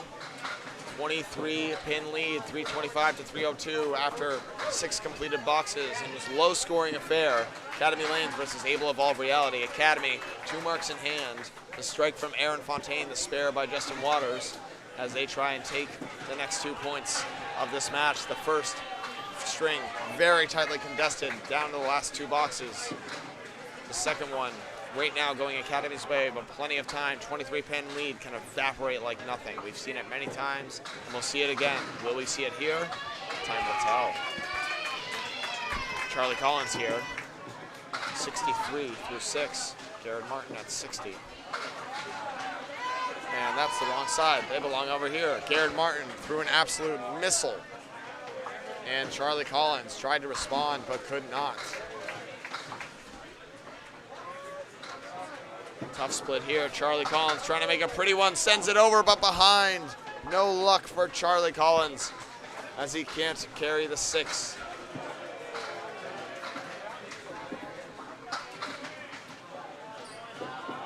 Charles, 10. 73 now, as Garrett on the hammer is 70 and 2 balls.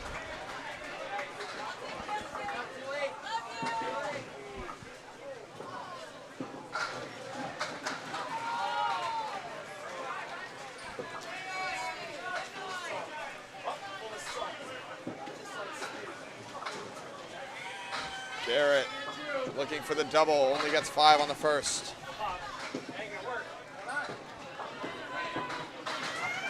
And Charlie rockets 9. Somehow the 4-pin wasn't even touched, and he'll have to punch it in the face for a spare. He can put it to bed too. It doesn't matter how you hit it, it'll go down. Garrett Martin, 9 on the fill as he does everything but convert the back pin. Charlie, bang! Answers Garrett Martin's mark in the 7th with a mark in the 8th. And Garrett for a 10. It goes 3 objects, 10 bucks. Garrett Martin, no fault of his own. Charlie Collins at 83 in a ball. Garrett Martin at 89 in this tightly contested match between the leadoff bowlers.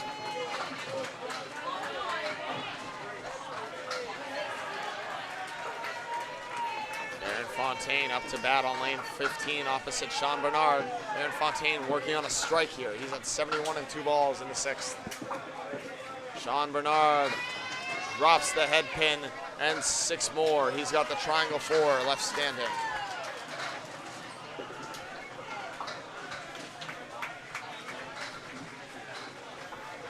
Fontaine looking to double up as the lead is down to 14 right now. 2 marks on the board versus 3 marks on the board for Academy. One of them here. Fontaine can't quite double the 5-pin, the only one standing. Brutal wood in front of it too. We'll see where Fontaine goes to try and take this home. I think it's nice and high. I don't know. I'm all the way back here. Who's to say? Sean Bernard very nearly steals that spare, but that ball bouncing on the table, rotating slower and slower, will not go. Fontaine, bang! Spare on strike. As Greg Gouillard has entered the building, I'm going to ask him very nicely to get a scoring check for me when able.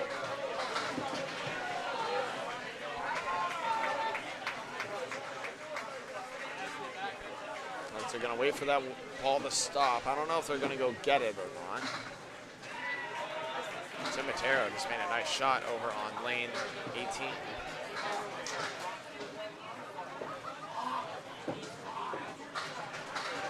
As we get a little break in the action here. I gotta breathe. Amazing. How's everyone doing today? Candlepin Bowling Network, day 3, match 8 of 11 here.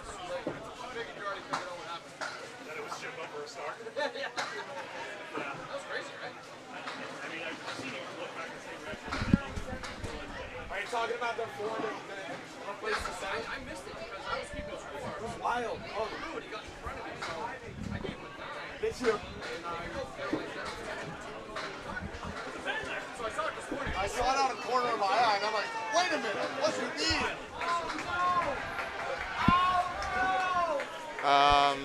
Don't know if that was a 10. I believe it was for Sean Bernard.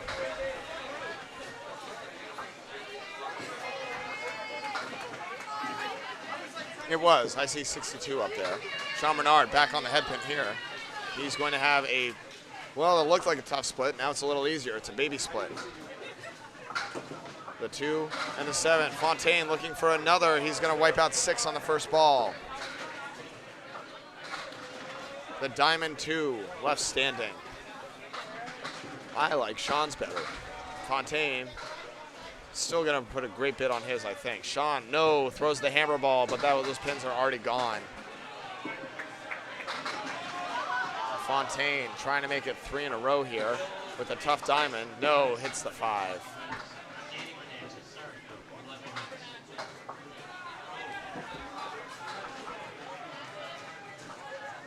Bernard, 3rd time's the charm. Yes, the Paul Grant special on the Paul Grant and Greg Gouillard stream, but this is neither Paul Grant or Greg Gouillard. This is Duncan McDougall subbing in for them, giving them much needed time off here. 107 with that 10 for Aaron Fontaine through 8, 72, Sean Bernard.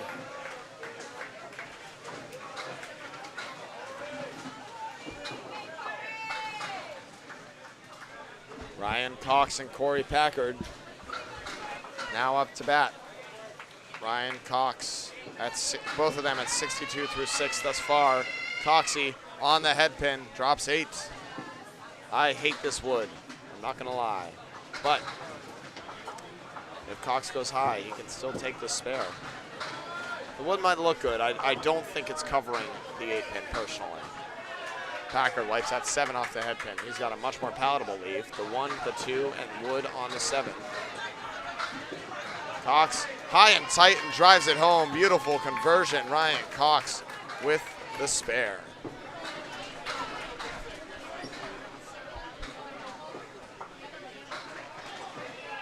Greg Goyard, what do you got? Ooh, Corey Packard has a spare. That's pretty cool.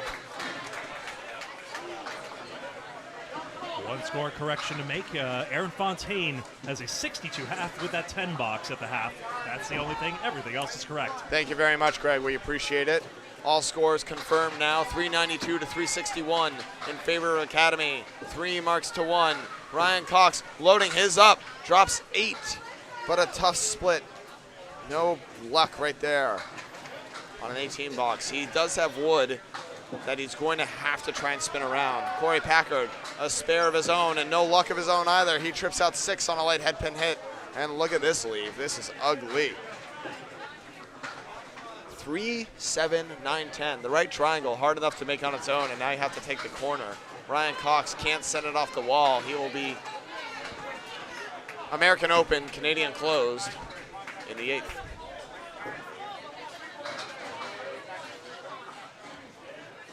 Packard trying to make a ridiculous shot. And look at this.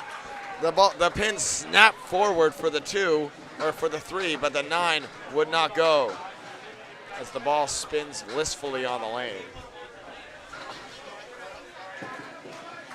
Both bowlers looking for 10s here. Ryan Cox gets his.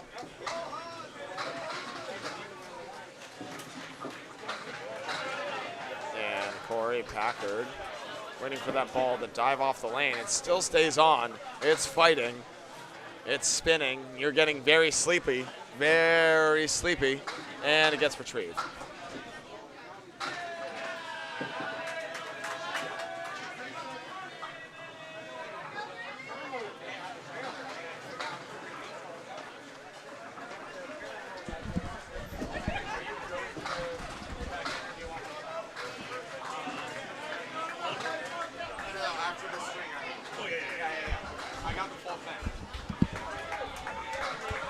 And Corey made a 9. I can read that much, thank God. We do that, we do that.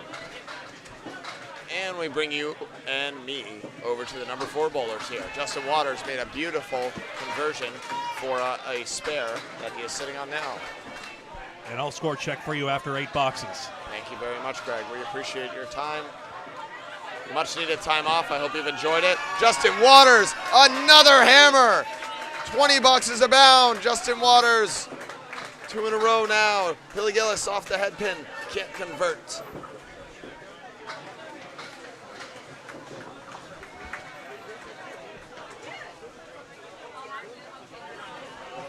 And Billy, a tough 7 to answer.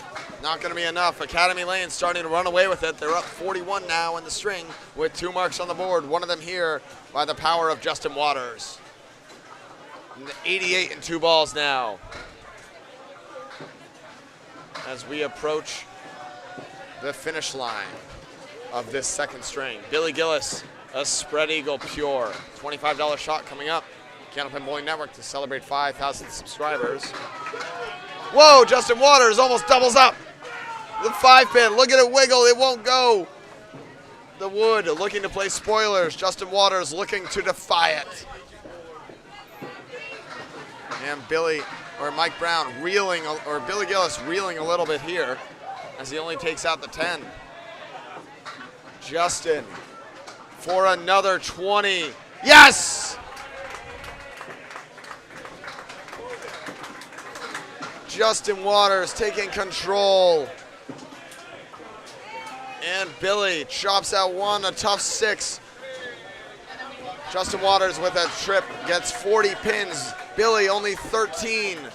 A huge swing for Academy as the lead has ballooned to 55 now with 12 boxes to go. Mike Brown trying to stop the bleeding. He can't. He only gets 3 so far. A brutal turn of events. Daly, pocket, just off. The Colery breaks up. The 1 and the 3 fall, but he's got a tough split to contend with instead. Brown, no.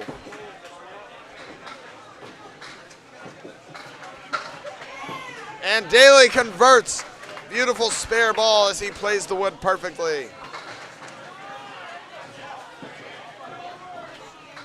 And Brown, wow, what a bid on that high-low jack. He's going to leave the 7 pin. Words are hard for a 9.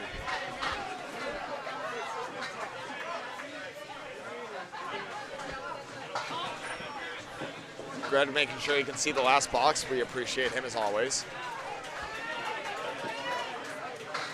Mike Brown looking to respond. No answers there as he's got a really tough 4-7-10 split. Daly tries to deliver. He cannot. He has a tough 2-2 split. 6 on the spare. 77 now through 7. Trying to make a really pretty snapshot. Brown can't convert. Daly, no, tried to play it on the inside, kick it over, but it wouldn't go. Just skated by. Now Daly looking for an 8. Trying to get 2 and pin out as Academy Lanes maintaining control now. 9 for Brown, only a 7 for Daly. It's 84 now, as Greg is going to do a score check for us real quick and make sure we're good to go. 470 to 410 is what I have.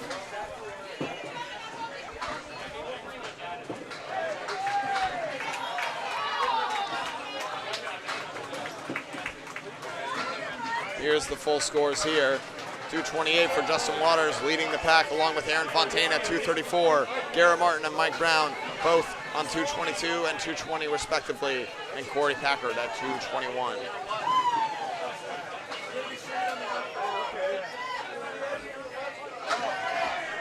Charlie Collins on a mark here. One of 2 bowlers for Academy. Him and Justin Waters both on spares.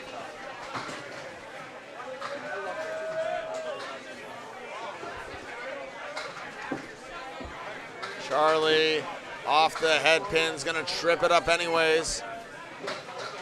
And he'll have a right triangle with pretty good wood on it. A 7 fill. A head pinless split. And Garrett Martin, only 4 on the first ball. Charlie delivers another. 2 in a row, Charlie Collins. Garrett answers with a beautiful spare of his own. What a shot, Garrett Martin. Darlene, we'd love to have you down here. This is an outstanding atmosphere here in Moncton Fairlanes, Moncton, New Brunswick. Candlepin Bowling Network here covering live every match we can.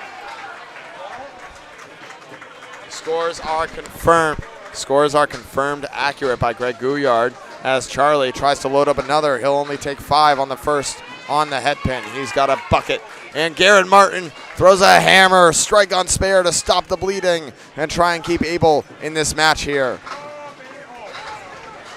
Charlie can't convert the 5 pin, the last one to stand. 119 now and a ball and 2 balls for Garrett Martin. And a double would go a long way here. Charlie Collins goes wide for a 9. He'll settle down for a 114. 226 through 2 for Charlie Collins. Hi, Greg. Hello. What do you got for us? Just doing some audio mixing is all. Oh, we appreciate that very much. Making sure we're all sounding real pretty. Oh, my fault. I took away Garrett Martin. He's still throwing balls. Let me get him back for you. Hello, sir. 6 on the first. And a dastardly leave here. That wood's not going to help. He's going to have to make a really pretty one to get at least 9 out of this. 2, 7, 8, 10.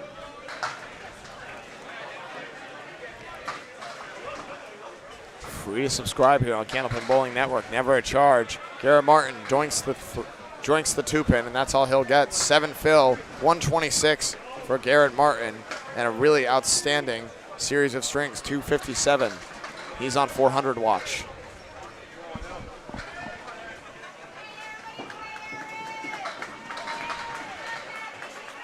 Aaron Fontaine, a couple of marks to get to 400 watch himself. He's at 234 this far, 108 in this string through 8. Sean Bernard only at 72, and a rocket 8-pin drop. Tough split here with pretty good wood for Aaron Fontaine to see if he can snap something over. Sean Bernard only 5 on the head pin.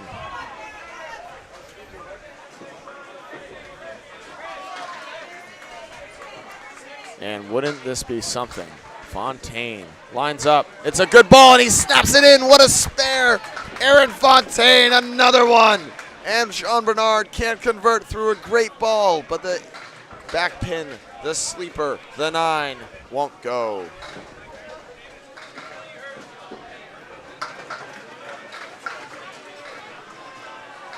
Fontaine, 118 in a ball. Sean Bernard clears it for a 10. 82 through 9. And I believe Sean Bernard came in as a sub in this one. I was told by the chat that he was the one bowling instead of Sterling Trites after a moment. So Sterling Trites was in, I was certain of that, but engine number 2 clearly tougher, able to get started here. And as you can see, Academy Lanes pulling way, way ahead. They are indeed. Aaron Fontaine has a tough split here, but a great 8 fill. And Bernard goes wide off the head pin. He's got a tough one here. Not as tough as Fontaine's for a spare, though. Fontaine has a woof. What is that, the 3-6, the 2-6? That wood is very high. He's going to try and play it clean and won't go. It's the same leave as the 510 if you think of it one way. That's true. Whoa, Sean Bernard gives it a good ride, but it can't carry the left-hand side. The 7 and the 8 left standing. Fontaine looking for a pin. He plays the wood. It wraps around and won't go. A 134 for Aaron Fontaine. He's at 260, also on 400 watch. A big 140 string to get him there. Very feasible for a man like Aaron Fontaine. He's, I don't know if you know, Greg, he's pretty good at this. He's okay. I think his family's pretty good at this, too. I don't know. His grandfather, he may have won a couple things back in the day. Aaron Fontaine's grandfather, of course, being Tommy Oltza. If you haven't heard of him, check him out on YouTube. Just do it. You're welcome. Sean Bernard with a 9. 91 finish as he came into sub, and it's a markless string for the 2-hole on Abel as Academy with 61 pins. Very, very firmly in control now. At the same time as I've been getting some spelling and pronunciation tips from Canada the other way around, American names aren't tricky for some folks, even in our own country, but Haesaert, Haesaert, there's 2 AEs in there, and you got the SZ for Ulsta, CZ for Zernike.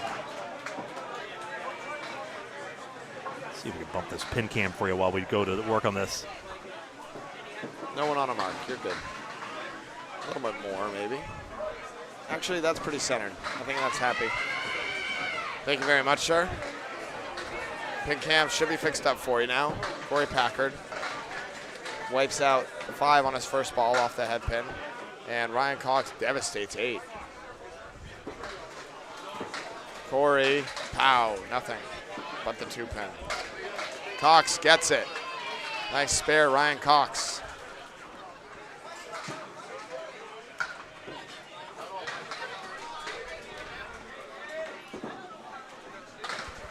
And the 1-9-10 taken out for a 9. Well, where's the wood going? No, not going to go anywhere. No, absolutely not. Can I get chat back, please? Oh, sure. Thank you very much, sir. You want to, like, talk to people or something? I don't know. No, I guess I should probably listen to what they're saying. I don't know if they have anything good to say, but it's worth trying. All right, here we are. Ryan Cox at 100 and a ball through 9. Corey Packard at 96. Academy Lanes firmly in the lead, 1 mark apiece. 5 boxes to go.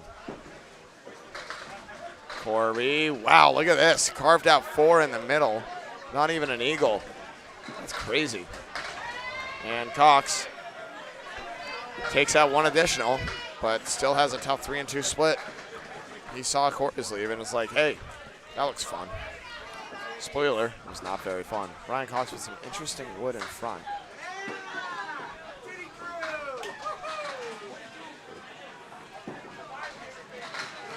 And Corey makes an outstanding bid on that. Oh my goodness. Cox trying to answer, also makes a good run, but cannot go. Killer here. Robert, the cameras are where they need to be. As Corey gets a 9. He'll be at a 114 now. And Cox with a 10. I had that wrong. Corey with a 105 at 110. Cox with a 115. Control and Z is your friend. Always is. I'll try and fix the. There's nothing to fix. We're good. I'm going to push it in a little bit. We can play around. But Water's on a fill, I see. Water's on a fill. I might do a little bit of work. One time we had the grievance committee review the reset lights when someone threw against a red light, but I don't know if I can stick around to do that for them. Imagine if it happened in 19, the ceiling fans block you.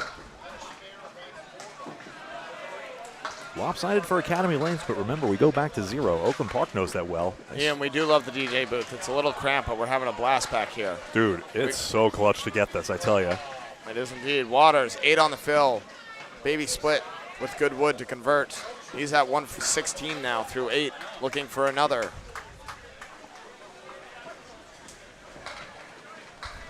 Waters, no, denied by the wood. Academy doesn't need it. They're running away though. Take that microphone if you see it there. Carefully extract it.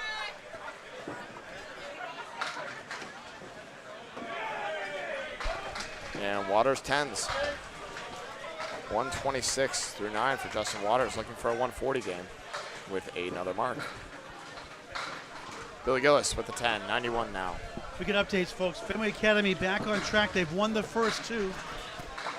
They won the first 622 to 550 over Stars and Strikes of South Paris, Maine. They win the second 574 to 498. A 121 from Danny Allard for Fenway Academy to lead his team.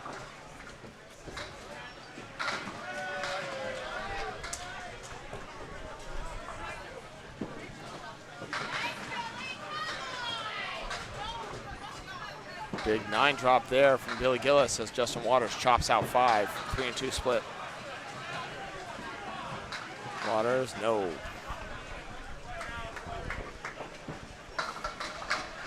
Oh, Billy Gillis misses his object, collects the spare anyways. Kingswood bulletproof against Drywall Concepts, the 1-2 battle. Kingswood took the first to get first place. They gave it right back, 637, 604. They dropped the second, 611 to 591. It's close. Well, 13 the lead for Kingswood. Go on the final string, 2 points apiece. A 124 for Chris Ryder and Matt Cormier. And also Corey Smith, the 124. A 156 for Mark Weber. A 124 for Mark Carrier for Drywall Concepts. Mark Weber having himself a match right now. I'm going to take that off, that's a little ugly, and fix that up for you. Hey, there they are. Josh Daly and Mike Brown finishing strong here. Academy, all but guaranteed. Daly needs 9. Mike Brown needs a 4-bagger. And that will do it. The 10-pin holds on, and so does Academy to take the next 2 points of this match. Mass T won the first, 548, 570, 547, 1 pin over Wreck and Roll, 2.64. Mass wins the second, 590 to 513. They lead 1138 to 1060 with 1 string to go, up 4-0. 123 for Troy Fournier. A 155 from Steve Kelly, a 3-ball spare. Good for him. His first world appearance. Maybe a second. Josh Daly with the 9, Mike Brown with a spare. Academy trying to keep total way out of reach. Josh Daly only a 93 through 9. Disappointing for him. Clobbers 9, almost 10, won't go. Outlaw Rides has the easiest schedule in Division 2 left. They win the first 6:31, 5:02 of Oakland Park. They win the second barely, well, actually pretty big, 5:81 to 5:14. A 125 from Calvin Locke in that second string. A 132 for Jason Kaler for Oakland Park, and a losing cause. 4-0 Oakland, 4-0 for all our rides. Controlling the third spot right now. And to finish up, Daly with a 10 and Mike Brown with a 9. And that'll do it for the second string. Unconfirmed score is 590 to 546. I see 590 up there. And we're looking for 546 as soon as we clear that hand. 546 scores are confirmed correct. Academy Lanes going up 4-0. Greg Gouillard to bring you the rest of the way home. Thank you very much, Duncan. By the power of this Greco Donaire, thanks, chat, for the suggestion. We move on to string 3 of 3. Tell you, the sauce on that beef sandwich is delicious. Even made me a lover of tomatoes and onions. Not usually my style. Anyway, with that said, we see it here, 590 to 546 as we get set for string number 3 of 3. My name is Greg Gouillard. You're watching Candlepin Bowling Network, and Paul Grant is in the booth alongside. Just an update. Central Park Lanes, the 5th seed in Division 2, won the first 608, 586 over Harry's All-Stars by 22. They dropped the second by 4, 549, 544, 2 points apiece. They have an 18-pin lead going to the final string. Corrado Pani, the captain, led his team with a 123. Dan Ezzi, a 126 to lead Harry's All-Stars.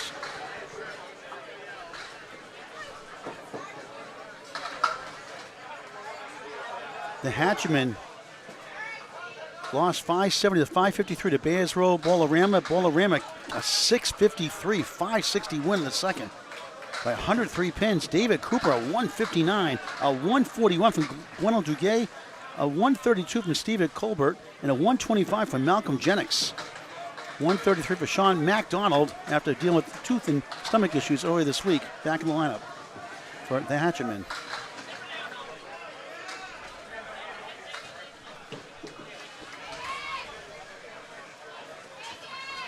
A few more scores here in just a minute. That bid taken out. Martin gets the spare.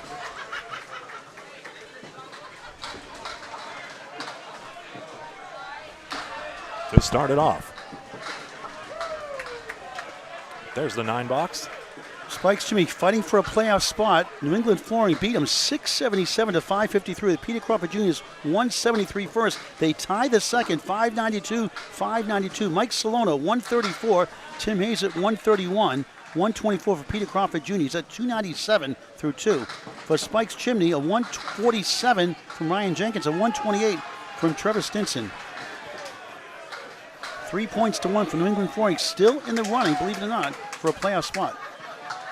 We need to win a lot and get some help. Team USA, Team Canada 5. Canada 5 won the first, 582, 540 by 42 to go, 26-0 since being under 500. The streak is snapped. They lose the second, 550 to 523 by 27. So it is 15 going to the final string. It's Team USA in contention for a playoff spot in Division 1. A 116 from Sean Sears and JT Lyonnaise, Justin Lyonnaise for Team USA. Canada 5, the highest score, believe it or not, was 108 from Brad Glynn. An off string for them, but for sure. Martin with a 3-1 split conversion. Charlie Collins would assist at 7-10. A couple more here for you, Greg, and leave you alone. Leave me alone. Wah. Oh, hold on a second, you're back in that. I think there are 3 more scores here left. How's that camera view? A little more pushed in for you folks. I know there was some hopes to get the camera a little more focused in. Hopefully that helps a bit. Yeah, this picture did not come out. Maria Sub's getting trounced. I'll get the scores in just a minute. This did not come out right. I will get another picture of that in a minute.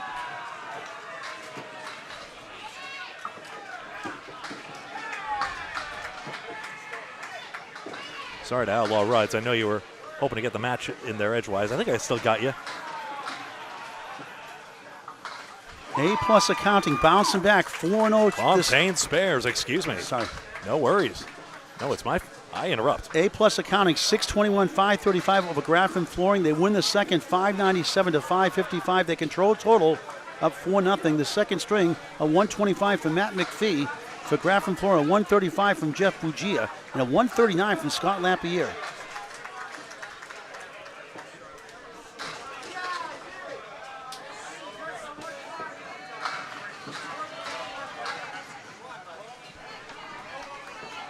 Extra Lane's lucky strike, 652 to 560, 588 to 533 over Avon Valley Lanes. Slumping Avon Valley Lanes.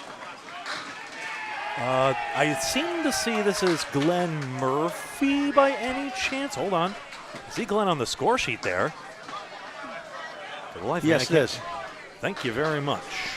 For Extra Lane's lucky strike, a 135 from Jimbo Ayon, a 120 from Jeff Surratt. Avon Valley Lanes, a 133 from Brent Adams. I got to check one more score, and I'll double check that lineup for you.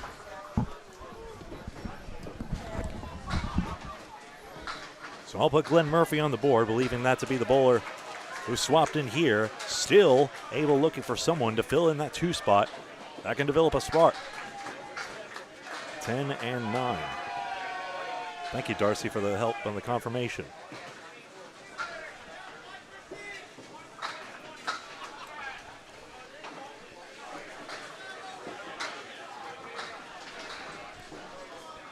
I think the pin cam's a little askew as well. Yoink. Okay, that makes it a little better, I think. Alrighty. Ryan Cox now staying in at position number 3. Here's Danny Harris. That's a new one. Corey Packard was the bowler in that spot. Here instead, a frequent anchor of Academy Lanes, now bowling 3rd.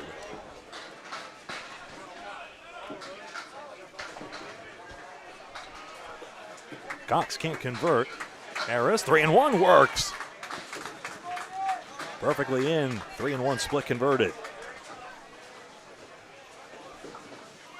Academy Lanes with a very early advantage. Not everyone has spoken yet. 8 for Cox.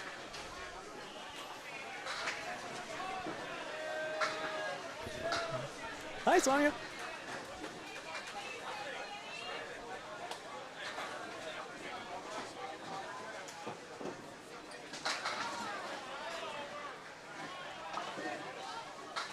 Off the same foot, 1, 2, 7, and 8. It's one of the smoothest same foot motions for my money. Steve Kelly has a different sort of smoothness with his when he goes off the same foot. Yeah, Greg, Glenn Murphy was in the 2nd spot. Sean Bernard's in the 4th spot. Say again? Sean Bernard's in the 4th spot. Glenn Murphy in the 2nd spot. Sean Bernard moves down to 4. Thank you. Okay.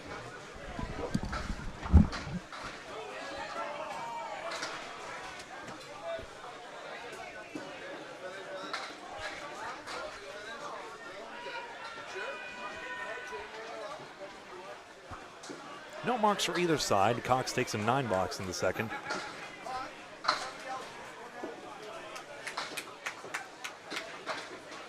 And Harris takes 10.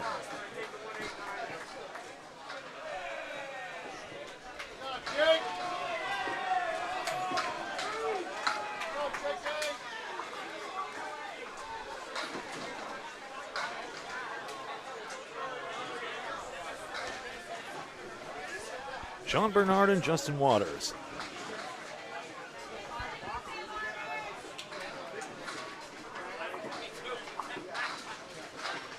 Starts off well for Abel, and he's got number 3, tipping over for the strike.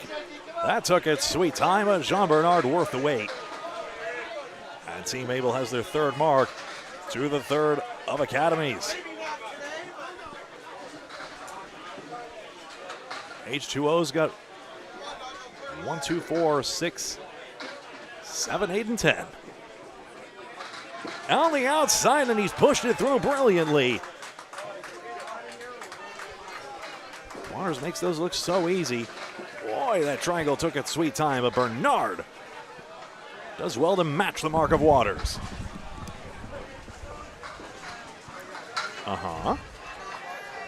Yes. Maria Sub's getting pummeled first 2 strings. A wild one here. Birch Hill Siding, 708, 624 first string win. Second string, 654 to 558. They'll get at least 6 points. A 133 for Brian Fuller Jr. after 151 first from Maria Subs. For Birch Hill Siding, we mentioned earlier, Travis Toffelmeyer at a 161 first. Chris Holland at a 168 in the same string. Troy Dunphy at 135. Josh George at 125 in the second. Good. Troy Dunphy at 155 second, and 131 for Travis Toffelmeyer, 292 through 2. Chris Hall at 120 second, he's at 288 through 2. Josh George, 138 second, 263 through 2. Amazing. Matching marks, good count for each of Waters and Bernard.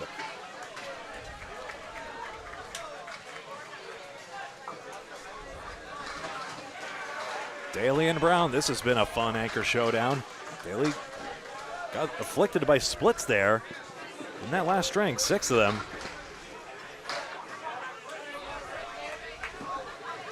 Brown now punches through, it's on the 2-8. Daly, nope, still too flat on the head pin, I'm afraid. 3-1 split. Still the pins remaining, 5 pins in all. Daly will need more on this third ball. Now, Greg, Team USA has moved ahead of Maria Subs in 6th place. They're, well, tied in the points. Maria Subs does have a pinfall, but only was 47 going to this shift. So they could be jumping ahead of Maria Subs for the 6th spot at 30 and 30. Maria Subs at 30 and 30 now also. And Stars and Strikes hanging around, 25 and 31 coming, but I think they lost their first 2. Birch Hill Siding winning 4 helps them.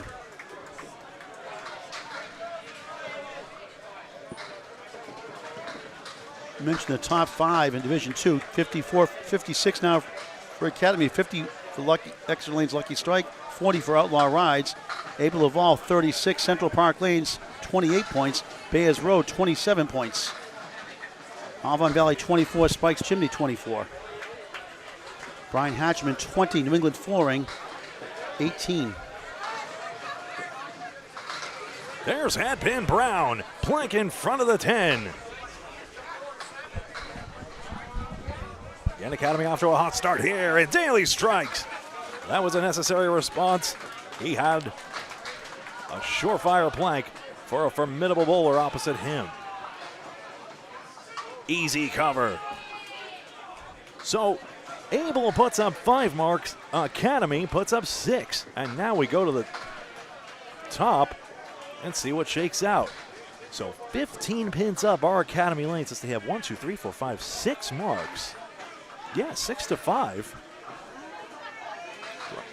Quite extraordinary. A couple of 7 boxes, I suppose, holding back Able Evolve, while Academy Lanes, their only pinning losses are 2 9 boxes. That's it.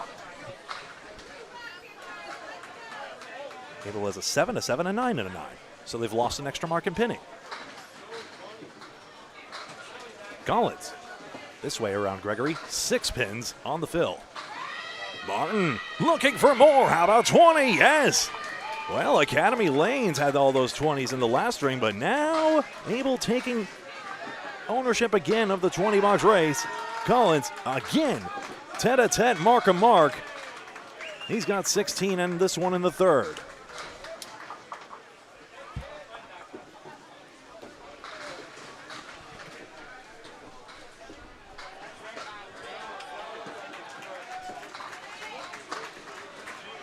Eleven pins, a volatile lead for Academy this time, as Able Evolve has a shed load to load up. 2, 6, and 10 on the fill.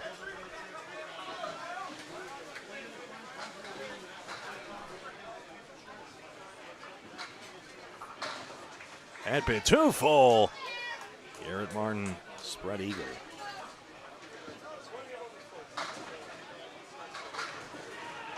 Collins takes aim in front of the 10. It's going to move all the way across. He's got a 7 fill, Martin just 6 as the spread eagle holds him back.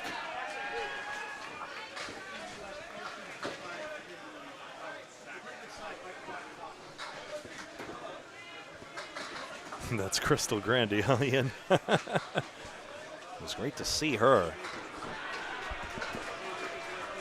Had one of the highest strengths we saw all day during the singles qualifying. I believe that was at Ladies International simply. 10 bucks for Collins. It had to be. I believe it was the highest single as part of that event. Nice out for Martin. 6 fill and a 9 box. That's a good sequence there, a 25 pair. Collins a 27 pair, so pretty much status quo. Academy Lanes picking up a couple extra pins, that's all.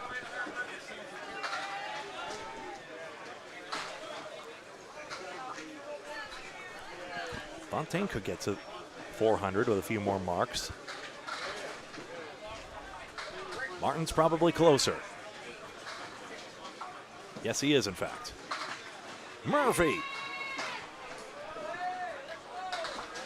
4 and 10. As he takes a look back at his team to consult. Fontaine, Horseman and 7. Is it rolling to the 10? Well, yes, but actually no. Wood curls behind. 4 and 10. Where you going, Glenn? Red line. Ball bounces back. That would have been fair if it went. Now opposite a 10 box. Ooh. Goes down one way or another. That's a 10 box for Murphy. And we see the shot does actually play. Who knew? Cap takes it and the ball takes it from behind. 13 pins up for Academy Lanes. A couple of marks. Aaron Fontaine. Oh, dear. Tracy didn't want to see that, did you? 3 pins down the middle. Hey, that's a good ball, though. Just gets unlucky. 4 horsemen and an 8 for Murphy. Looking to find the range. You see the head pin drought there. 3 into the 4. Aaron needs a bunch on the out. In that sense, Murphy probably has the easier time getting to 10. That's the problem with punching full on the head pin, alas. Can Glenn run this down? Murphy just picks out the 2 pin, and now he may wish to go for triangle number 4 in order to escape with a 9 box. Don't sleep on those third balls, it matters. Fontaine does pretty well to get 8 all told. And an aggressive out by Murphy ends up with a 7 box.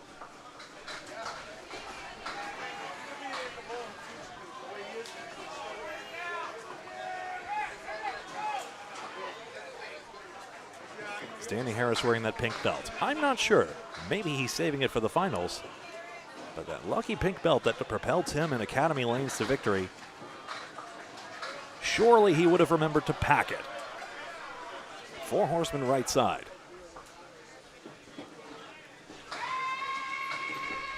Four and 2. Get over! 1, 3, 6, and 7 for Ryan Cox. It's a good make. Harris runs it down. 2 marks and 3.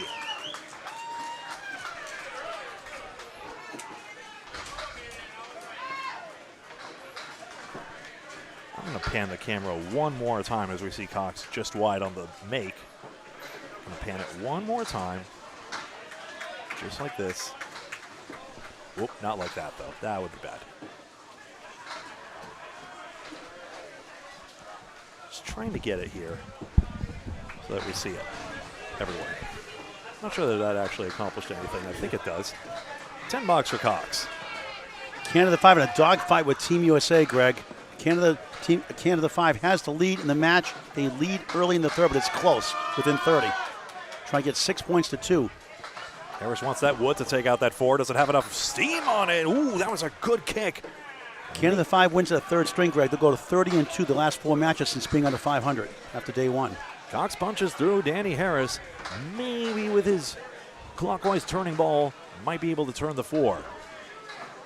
As we take the third arrow, and he gets it in. Nice shot, Harris. Pins will fall for Ryan at least, but Academy Lanes yet another mark. 3 and 4 for Danny Harris, proving maybe we should put him back in the anchor spot. Mike Machichi knows all, he'll figure it out. 9 box. Ryan has 36 through 4. Pinning decently. Danny Harris pinned perfect through the first 4. Waters and Bernard. 23 pins and an extra. Justin Waters on his first 2 marks. Academy once again had 6 marks to 5 for Abel. Abel evolved. That 5 marks is a stellar string. I wonder if we might have another losing 200 at this rate. If Waters has anything to say about it, perhaps. Strike on spare.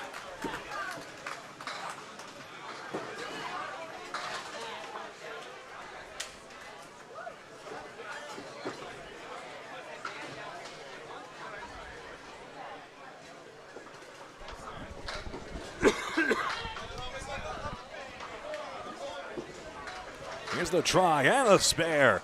16 and another. 16, I said. A spare in response.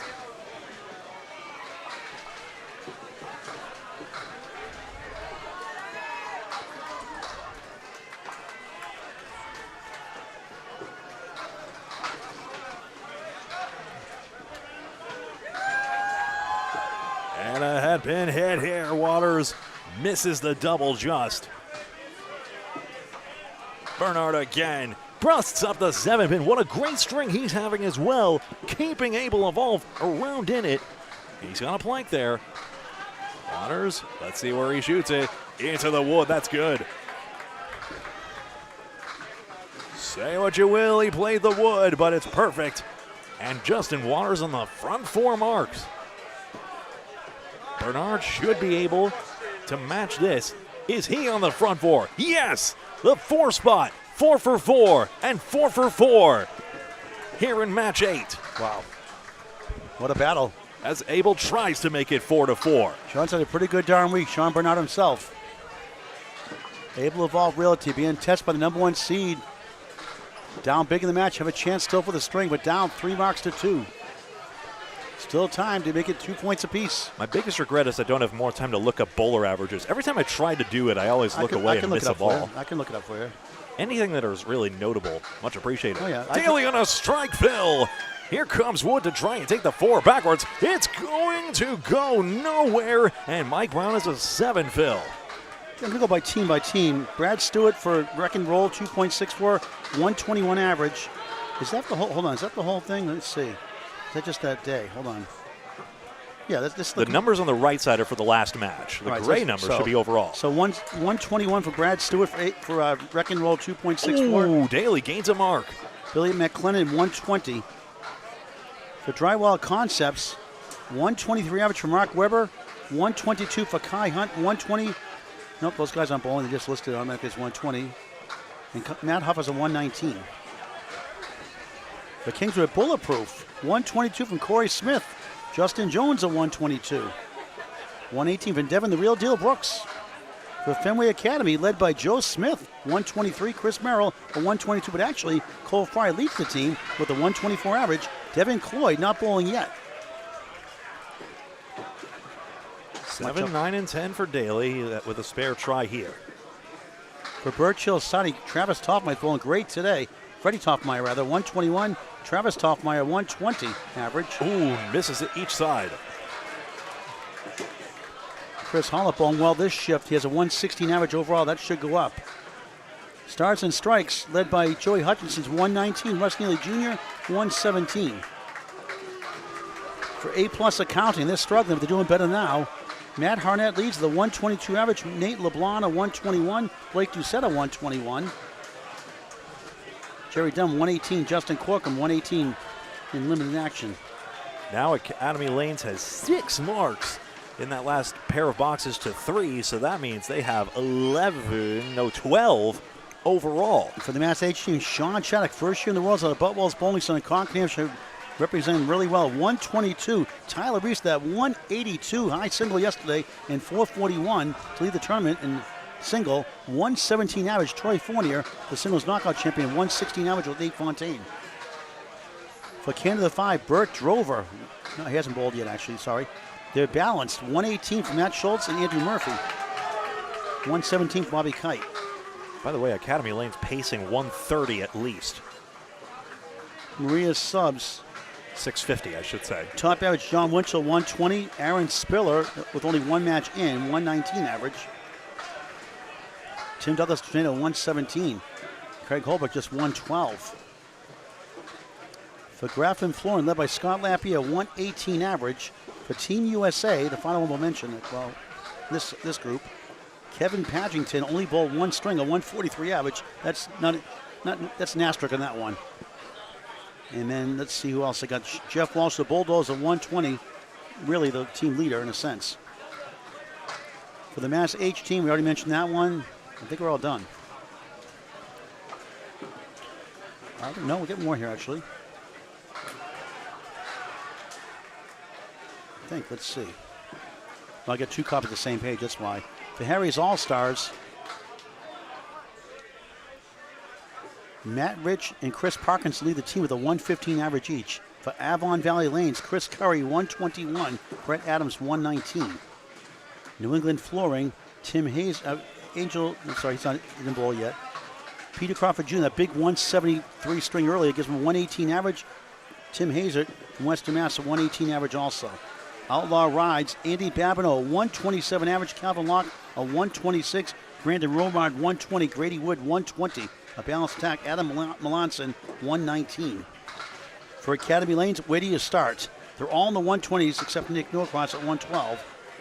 A 127 for Corey Packard.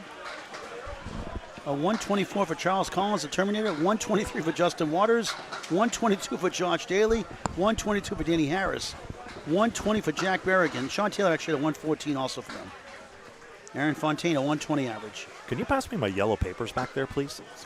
I want to see those power rankings as well. And keep reading your thing. 2 more. Exeter Lanes, Lucky Strike. Nick Leach, 130 average. Jimbo Ayon actually better, 132 average. Jeff Surratt, 123. Tim Matero in 3 matches averaged 122. Dave Barber, a 118 average. And let's see who else. And final team, Oakland Park, the leader at 113. The captain, owner of Oakland Park, Jason Kayla, 113. Sam Higgins, 112 average. And that is it for your top average. Every team around both divisions, Division 1 and Division 2. Thank you very much. Academy Lanes has the 3rd highest average pinfall. They're averaging 120.7 per bowler. That's coming into today. Coming into today. We always do the stats every night after we get home. We're bowling nerds. We do that. Yep. Just around the camp, not around the table, like not the camp, by the table for like an hour and a half or so. An hour and a half. I saw that as well. Oh, eat. Team Able Evolve in 4th place, 120.5. So on paper, a close matchup, and Academy Lane's just kicking it into some higher gear. They were close in that first string.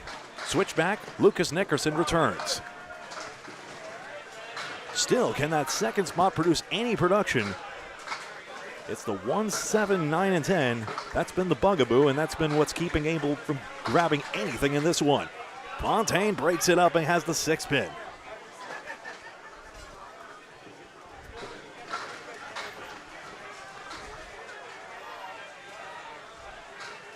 Lucky Strike and Outlaw Rides, 123.6 average and 121.6 to the 120 we heard earlier. This pin covered through. Fontaine into the cap of it, but nothing deflects. Oh, hey, didn't matter. The pin was gone by the time you got there. Outlaw Rides give it a whole new meaning to Outlaw Rides. The lane ain't big enough for the 2 of us. I'll try to get updates, Greg, and the scores that finish early. We'll try to report those. They'll be online at Fairlanes Bowling on Facebook. Go to Facebook, type in Fairlanes, one word, Fairlanes, Fairlanes, second word, bowling. Fairlanes Bowling on Facebook for completed standings about 30 minutes or so after each match. Lucas has the 1, 2, 8, and 9. A big one next. Slumping Maria subs taking on resurrected A-plus accounting. Our final match on lanes 11 and 12. Our flex schedule continues today and tomorrow. 2 regular matches after 9 o'clock local time, Atlantic time. 8 o'clock Eastern, 9:30 in Newfoundland, and a second match also. I've just given up completely on how to predict the left division at this I know, point. it's crazy. The Division of Chaos, live stream available at Candlepin Bowling Network. And the shot made by Nickerson, the 1, 2, 8, and 9. I mean, the top 5 coming Fontaine! Ooh, that was nearly expensive for our network. Nearly makes the spread eagle. So the top 5 coming to this shift. Drywall Concepts 40 points, Division 1. Kingswood Bulletproof 30. Kingswood Bulletproof 39. Canada 5 36. Family Academy 35.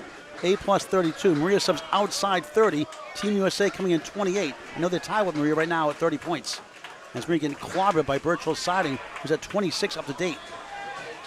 Academy Lanes 54-2 in Division 2. Extra Lucky Lanes 6 behind. They play Academy the last match tomorrow. Off to our right, out of our coverage. Outlaw Rides coming in 38 points. Able to Evolve Realty 36. Central Park Lanes, the 5th spot, 26 coming in. Bayers Road, Bolorama. Harris gets a hammer on that spare. 4-mark half. Bayers Road, Bolorama, 1 behind outside, 25 points. Avalon Valley Lanes 24. Spikes Chimney 24. Hatchman 20. New England Flooring 18. Harry's way outside at 14. Oakland Park at 9. Bubble teams on Division 1. Stars and Strikes 25 points. Birchall Siding 22. We know they won the first 2. Wreck and Roll 22. Mass 15. Graffin Flooring 12. That's it. I'm done. That's it. I'm done. Excellent. That's not Ryan Cox. Who have we? Let me check for you.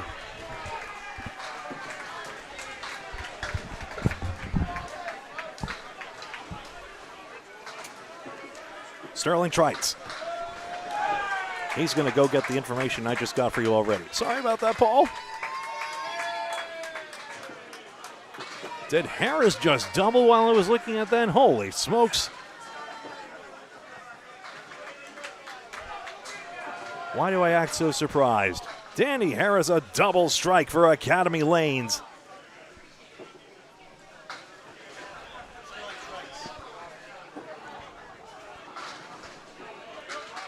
And there's the 10. So when Danny Harris gets up next, he'll work out a monster string here that's destined to go for a 90 half.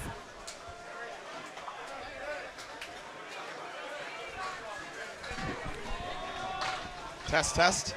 Yep, you are on. Mark Weber just threw a 177 game for Drywall as they take 6 points. Ridiculous string. He threw a double, almost a triple at the end. Awesome. Mark Weber 177 for Drywall, taking 6. Very good. Thank you very much, Duncan. John Bernard, this still should be 1, 2, 4, 6, 8, and 10. Waters on a 4-mark chain of his own. 9 and 10. Spilled it out. Fills a 4 and 8. Sean Bernard 68 through 4 and is somehow losing the comparison. Now needs pins. Waters has an interesting one here. The 9 and 10. But although you'd rather have some sort of wood to play the 9-10 with, what in the world do you do with this array? Sean Taylor, you see up there, giving him some consultation. Let's see. Do we want to try to go for the junction? Goes into the cap. It's spinning and winning. Justin Waters, a mark perfect half. A brilliantly played spare. And he's going into the 90 halves. Gains 3 on the spot. And Academy Lanes appears nearly invincible.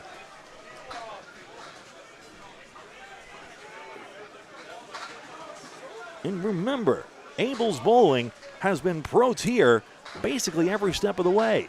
A few player slots they wish were even higher up, but they've been fine. Look, Bernard's got the 5.78 on his head pin. And now he can reasonably say the wood is not his friend. And Waters on a spare. Well, I think the 5.10's got a chance for him, even though it's on his wrong side. 94 half. And Danny Harris is going to likely have a 90 half as well. Presuming good count on the next ball he throws. Bernard not back this way. Oh, man. A match that should not be an anticlimax, suddenly turning into one.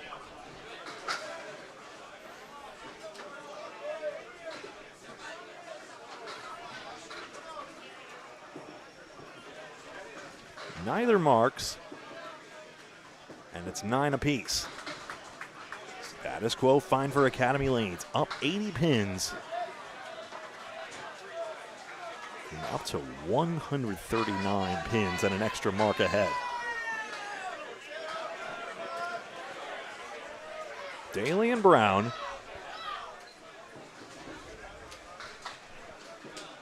Waters needs basically just one more mark for 400. Say the same for Harris.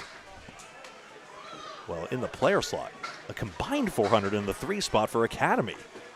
Just a microcosm of how stacked their bench is. Mirror image Horseman.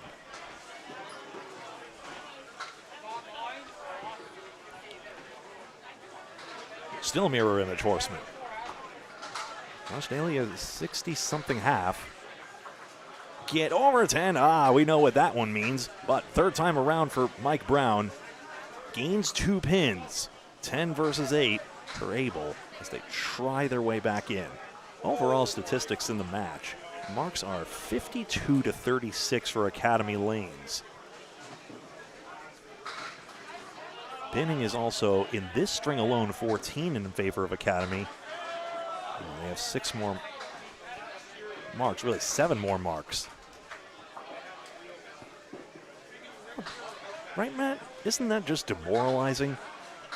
But it's just you and the 10 pins when you get up to the lane. Or the case of Brown.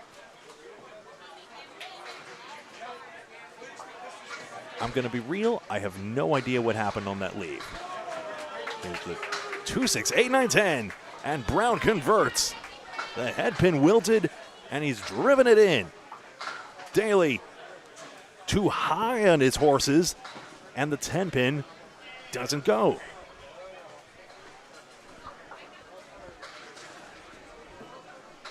So Abel's gotten a couple of licks here. They wanted more than 2 marks, and Harris throws a double.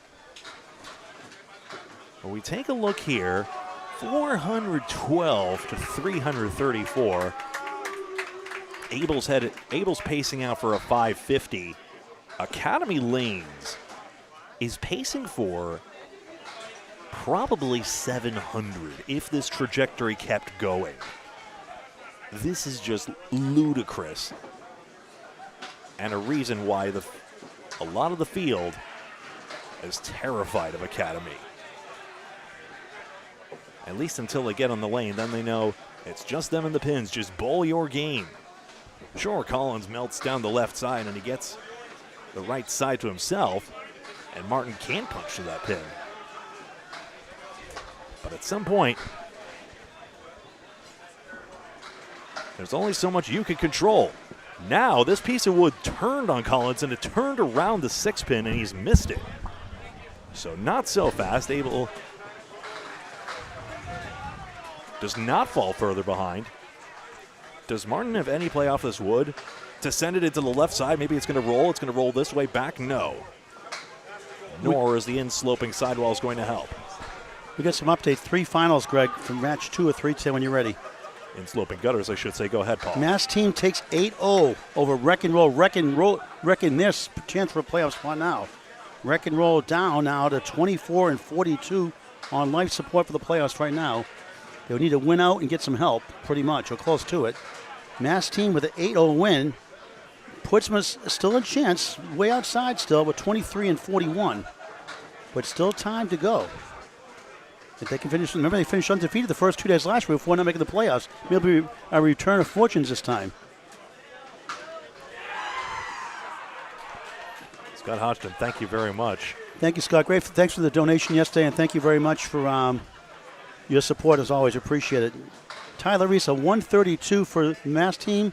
We had the 181 yesterday, 182 and 443 series. His new high single in his first World appearance. Steve Kelly at a 127. Mass wins the third string 6-16 to 522 in a rout, 1754 to 1582 over Wreck and Roll. Wreck and Roll had East Boudreaux at a 119. Boudreaux at 119, that final string for them. All right, ladies and gentlemen, sorry to bother you guys while you're bowling. It's an important page. Raffle time?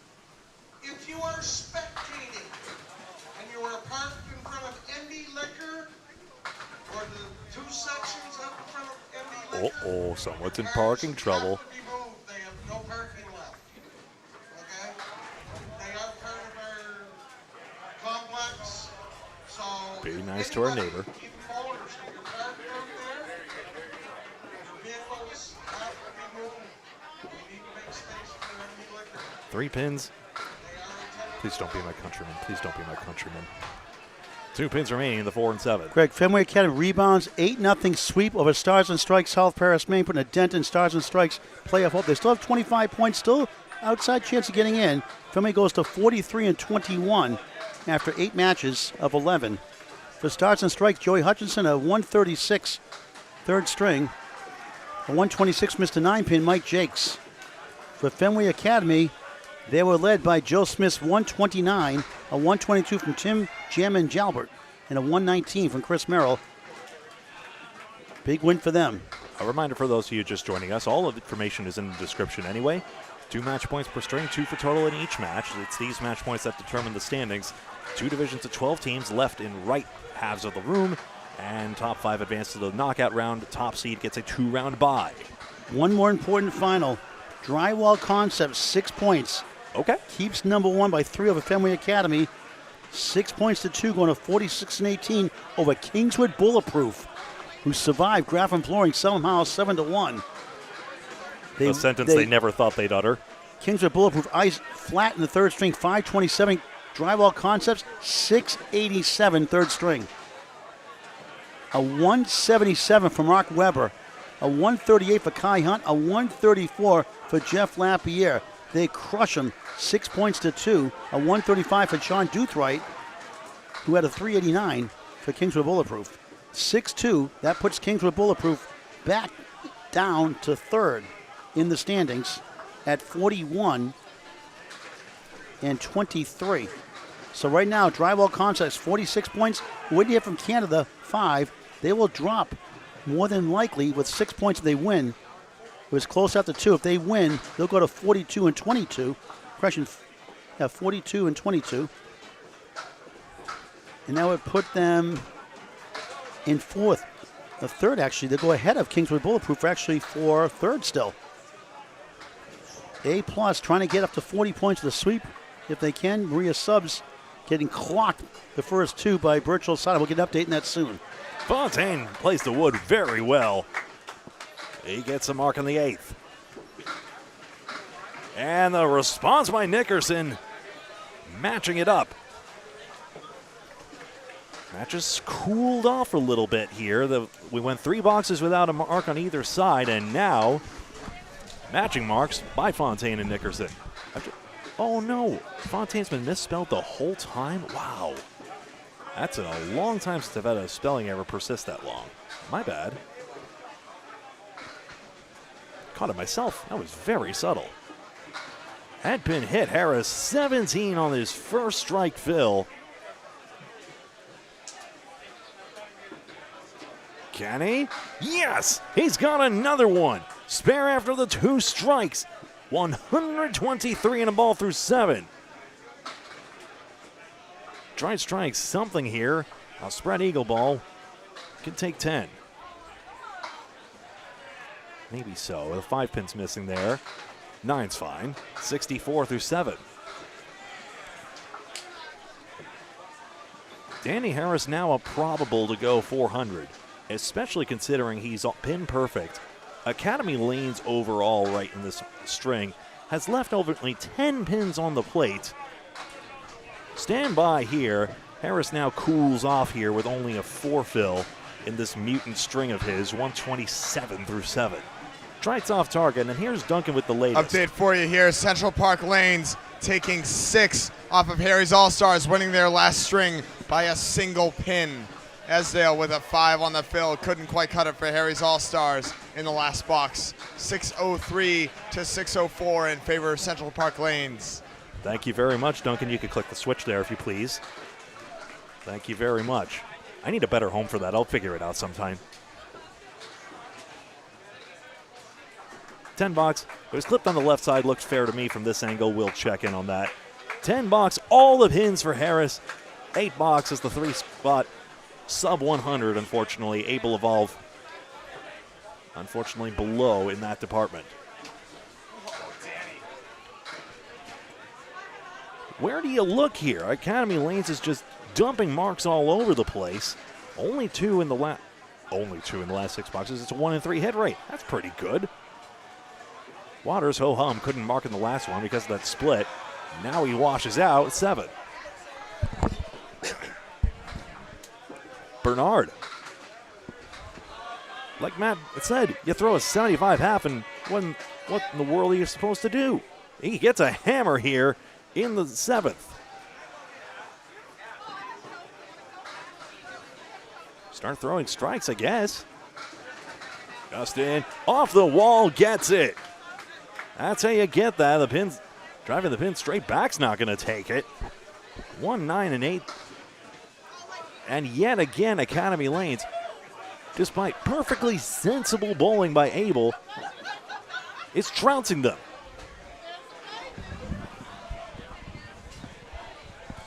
Wow, that was an incredible ball, but for the fact that it was just a standard gutter clearance.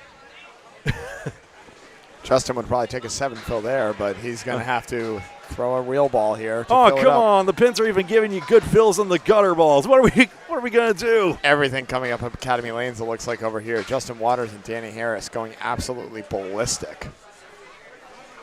Danny Harris, 137 through 8, and Justin looking to catch him, which is insane. Oh, singles finalist Mike Brown is even had a smile on his face. He knows. I mean, you just can't help but have a sense of humor, just like, what are we going to do? Waters, only 5. Boo. Show you for hitting a pocket. He's washed. 118 through 7. He can pin out 400, but can't. He can pin out 400, but can't do it with 9s. 2 9s and a 10, on the other hand, would work. Justin Waters is pretty good at getting 10s here. Even better at getting marks. Or this bundle of 5 could take it, but the 3-pin eventually falls the right way. Wow. And now 400 is in the cards. Harris's weak spare fill does not get him there yet. He would need another mark for that. So Charlie Collins, Justin Waters, both on 400 watches, it looks like. Mm-hmm. Garrett Martin will need a big finish. He gets a 7 fill for the out. Ends up with an 8 box. Looks like Martin would need a double strike here to get to 400. The string's just about over. If I'm seeing correctly, Academy has thrown 2 8 boxes and nothing less than 9. No kidding. That's wild.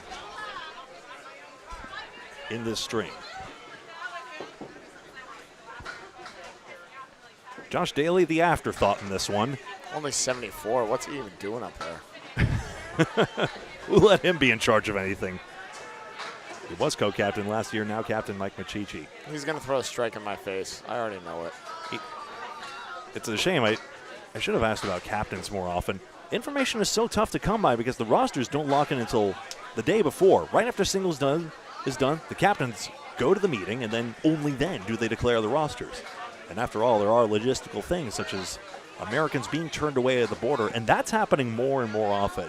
Yep. We don't want to delve too much into the partisan politics of why, but there's an international reality that United States and Canada relations are frayed, and what I've noticed, whether correlation is causation or not, is that a lot of Americans who have previously had little issue at the border are suddenly getting turned away over things they thought were in the past, for example, and it's tough. So it's one of the reasons why the United States-Canada relation needs to be strong in order for the international success of this sport that we love. Traveled far, far away from Worcester, Mass. That pin traveled a long way to get that 7, by the way. Really did. Took a whole trip.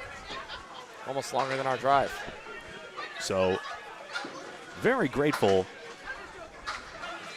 for the opportunity to come here and continue to do these matches, because really the Candlepin community isn't complete without all our houses here. And to be able to come here and see the culture of Candlepin as far away as it is, all the kilometers or whatever, whatever that means, as far away as it is, see the AYB pennants and know that maybe more again will fly one day, and the fact that, you know, everyone's dealing with the fact that Candlepin organizations may be faltering a little bit, but the enthusiasm for the sport ever since COVID-19 chilled it a bit has never been higher in this decade. It just keeps going on the right direction, and it's partially in part to you, the viewers. We'll take a tiny bit of credit too. We haven't done nothing, that's for sure. Daly hit the crud out of that diamond, but that sleeper pin wouldn't go. Well, it's a head shaker for him, but he's very happy to be picked up by his teammates in this situation. Good time to throw what is not a good string for Josh Daly, but is still looking to be a 120 with a mark. All the pins, 30 in the last 3. Brown settles for 9. Not on the head pin terribly much in this string. I'll check scores here. We see the direction the string is going, but still I want to get this right. Yep. He's going to double check scores. Not that it matters too much. Academy up $1 billion, and $1.5 billion in total right now, as they are looking to pull off the sweep of Able Evolve Reality, potentially dashing their hopes of making it into the playoffs.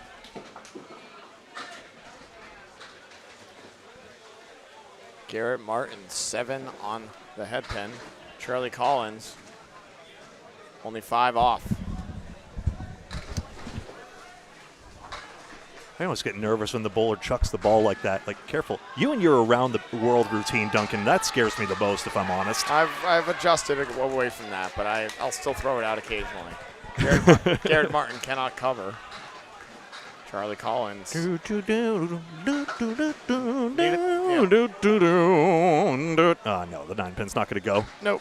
Charlie needed a big one here for a potential at 400, like a monster, and he's going to have to settle in the 330s most likely without a mark. He is going to get this 10. Yep. Garrett Martin, 370s almost certainly with the 131 and the 126, and no points. Yeah. Tough to happen, but when you're going up against a juggernaut like Academy, you need everyone clicking on all cylinders. They almost stole the first as Academy came storming back at the end, and it's been all Academy ever since. The 6 and the 7, doot for Garrett Martin, 3, 4, 6, and 10 for Collins. Yeah. Another match will start on a separate stream, we're pretty sure. Looking around, I think we'll have time to, disconnect this stream and start another. Maybe. It's going to be tight. You're one of the later matches going on right now. Well, we'll see. Yep. But I'll try and get it actually disconnected, otherwise. Yeah, we're going to do a very abbreviated wrap-up here, as this is already pretty much, this is all said and done, and now we're just looking for 400s from Justin Waters. I may not be able to do a starting soon screen, so we'll just wing it. Yep. We'll make it happen for you guys. Don't worry. Get you the best possible coverage with the available tools. Match 9 of 11, which I'm forgetting the schedule, if I'm honest with you. 8 box and a 9 for Collins. You got a good one. That's what I remember. Which one it is? Who's to say? Actually, is the yellow paper back there? Yeah, it is. You got 2 loose pieces back there. Yeah, I got it right here for you. Looks like the plan for you is to move over to 11 and 12, and A+ versus Maria's. That's is going to be a great match right there. Maria's, I don't know how they did. We'll get an update later. Maria's poorly, unfortunately. A+ is on the up and Maria's is on the down. So yep, Maria's needs a big one to stay in playoff contention then. So 2 converging forces on that one. Because now the question just becomes how high Academy will go. Fontaine, 7 off the head pin. Lucas, 8 off the head pin as well. Abel with a singular mark will make a 110 average and maybe more. Yep, looks like they finished up over on lanes 1 and 2. I'm going to go over and help out Bob. Enjoy the 400 hunt. We'll see. Lucas spares 3 marks in the last 4. A great half working here. Where's that going? Headpin plucked out alone for Fontaine. As you see, splits are holding him back in this string. Red bricks indicate the splits. So another broadcast starting soon, so stay tuned to Candlepin Bowling Network on Facebook and YouTube. Separate streams of Left Division and Right Division. Please subscribe and hit the bell icon on YouTube. If you only hit the subscribe button, the algorithm may or may not decide, sure, you're in the mood for Candlepin.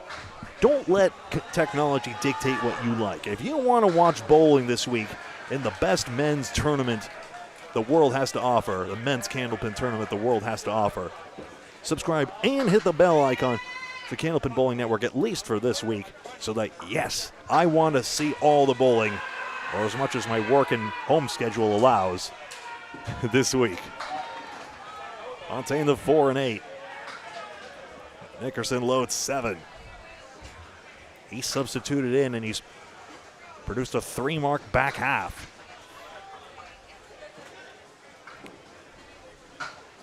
In a match that Abel will not be disappointed in, but will not be ashamed of, but will be disappointed in.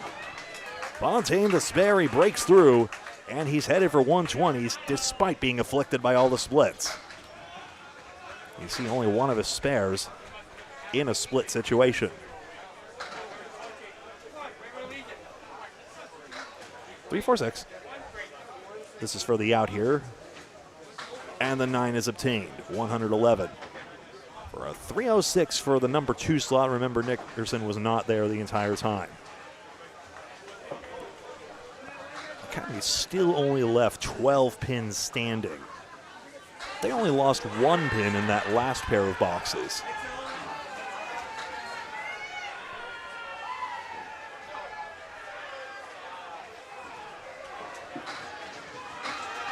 Fontaine, the fill is 7 if the wood goes nowhere. 121 for a 381. That's not even close to tops on his team.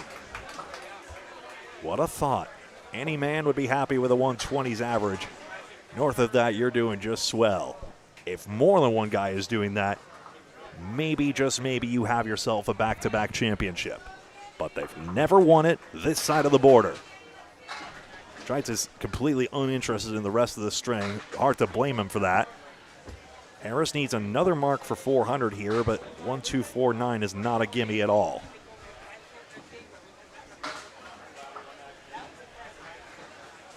Let's see. Can't dig it into the 1-2 pocket. He'd like to make the fill at least easier for himself.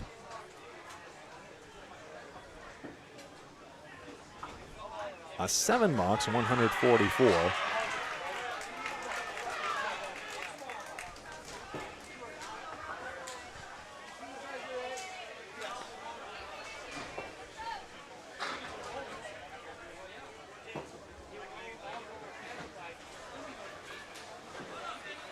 Trites gets his head pin. The 2-pin spills out in the 7-10 split.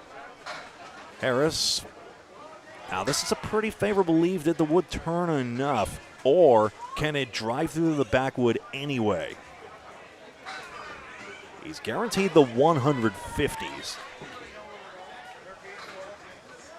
Trites will give this a try. There's a junction in the middle of that wood. He's going to go to the left side and spray deadwood this way. Harris will not get his 400. The head pin floated away.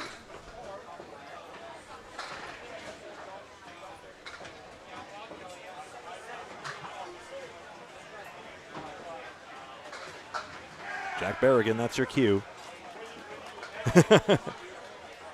Don't worry, we saw enough of the flow.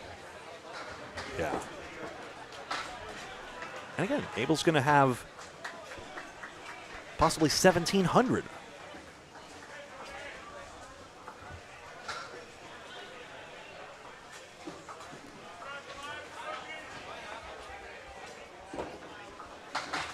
The 113 average, you know? Danny Harris, both take 9 boxes. 153 makes 392. Waters with a 9 fill is guaranteed is 400. Sean Bernard can reach a 130 string, a 5 mark in 8-box string. That will get buried under the headline. 9-pin drop for Bernard. Waters splashes into the 3. Here comes the wood. And the head pin wilts, and that's going to be a pretty nice target to aim at, all told. Ain't that just the way it's going? Sean can drill this pin if the front wood helps out as well. Oh, he dodged it for the backwood. Nice shot. 6 marks. And the wood, nope, you can't play it there. It's got to go on the red line. Waters knew that. And unfortunately, cannot get the spare. There's the 400th pin for Justin Waters. 146 through 9. All the scores go back to 0 for the next string, and the next one, and the next one. That's the only thing. Abel bowled very well and will come away with no points in this one. In fact, it's already mathematical. They do not have the racetrack left. 4 pins left for Bernard to cap off at least a 140 string. Waters the 1, 8, and 10. Good to see you, Mark. Good to see you, Sylvia. And Susan as well.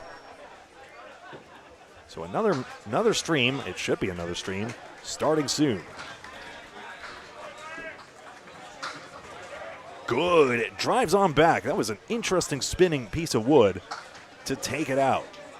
Waters the 1-8-10 in response, and he just keeps on going. How high will he go? What an incredible duel we're watching in one of the greatest anticlimaxes of a match through no fault of anybody's.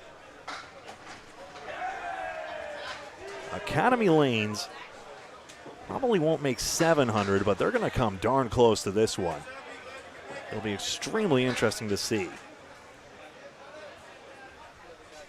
7 fill, Sean Bernard 142, Waters the fill is 8, 164. 8 squared plus 10 squared. And there you go, 418. That is stellar. So about that shoulder, huh?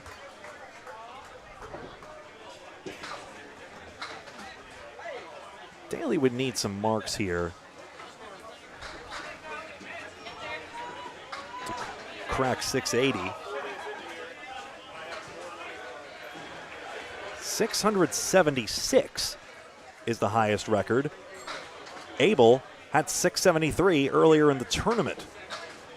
And then the next highest is Central Park Lanes on 638.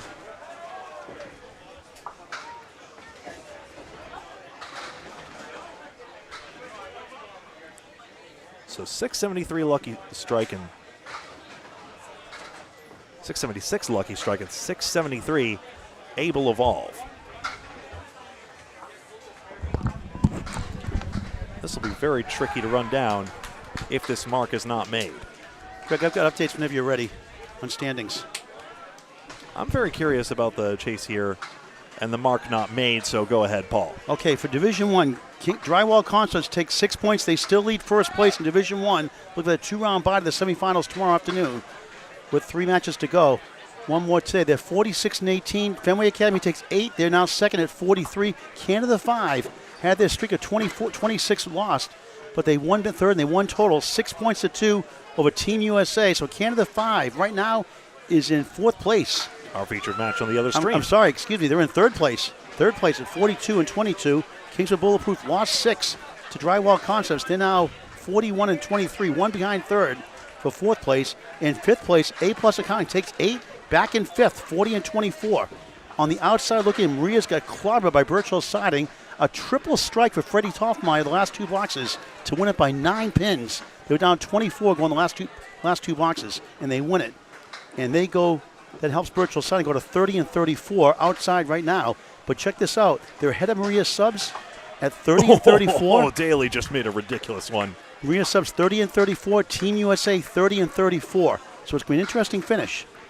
Well, thank you very much for watching this presentation of the Men's World's International Candlepin Championships, where leaves like this are apparently going today. That's off the wood and a bulb from behind, and that's about the day Academy's had. Who cares? It's 116 and a 337 for Daly. And just real quick, Academy goes to 62 and 2. Extra lanes, lucky strike.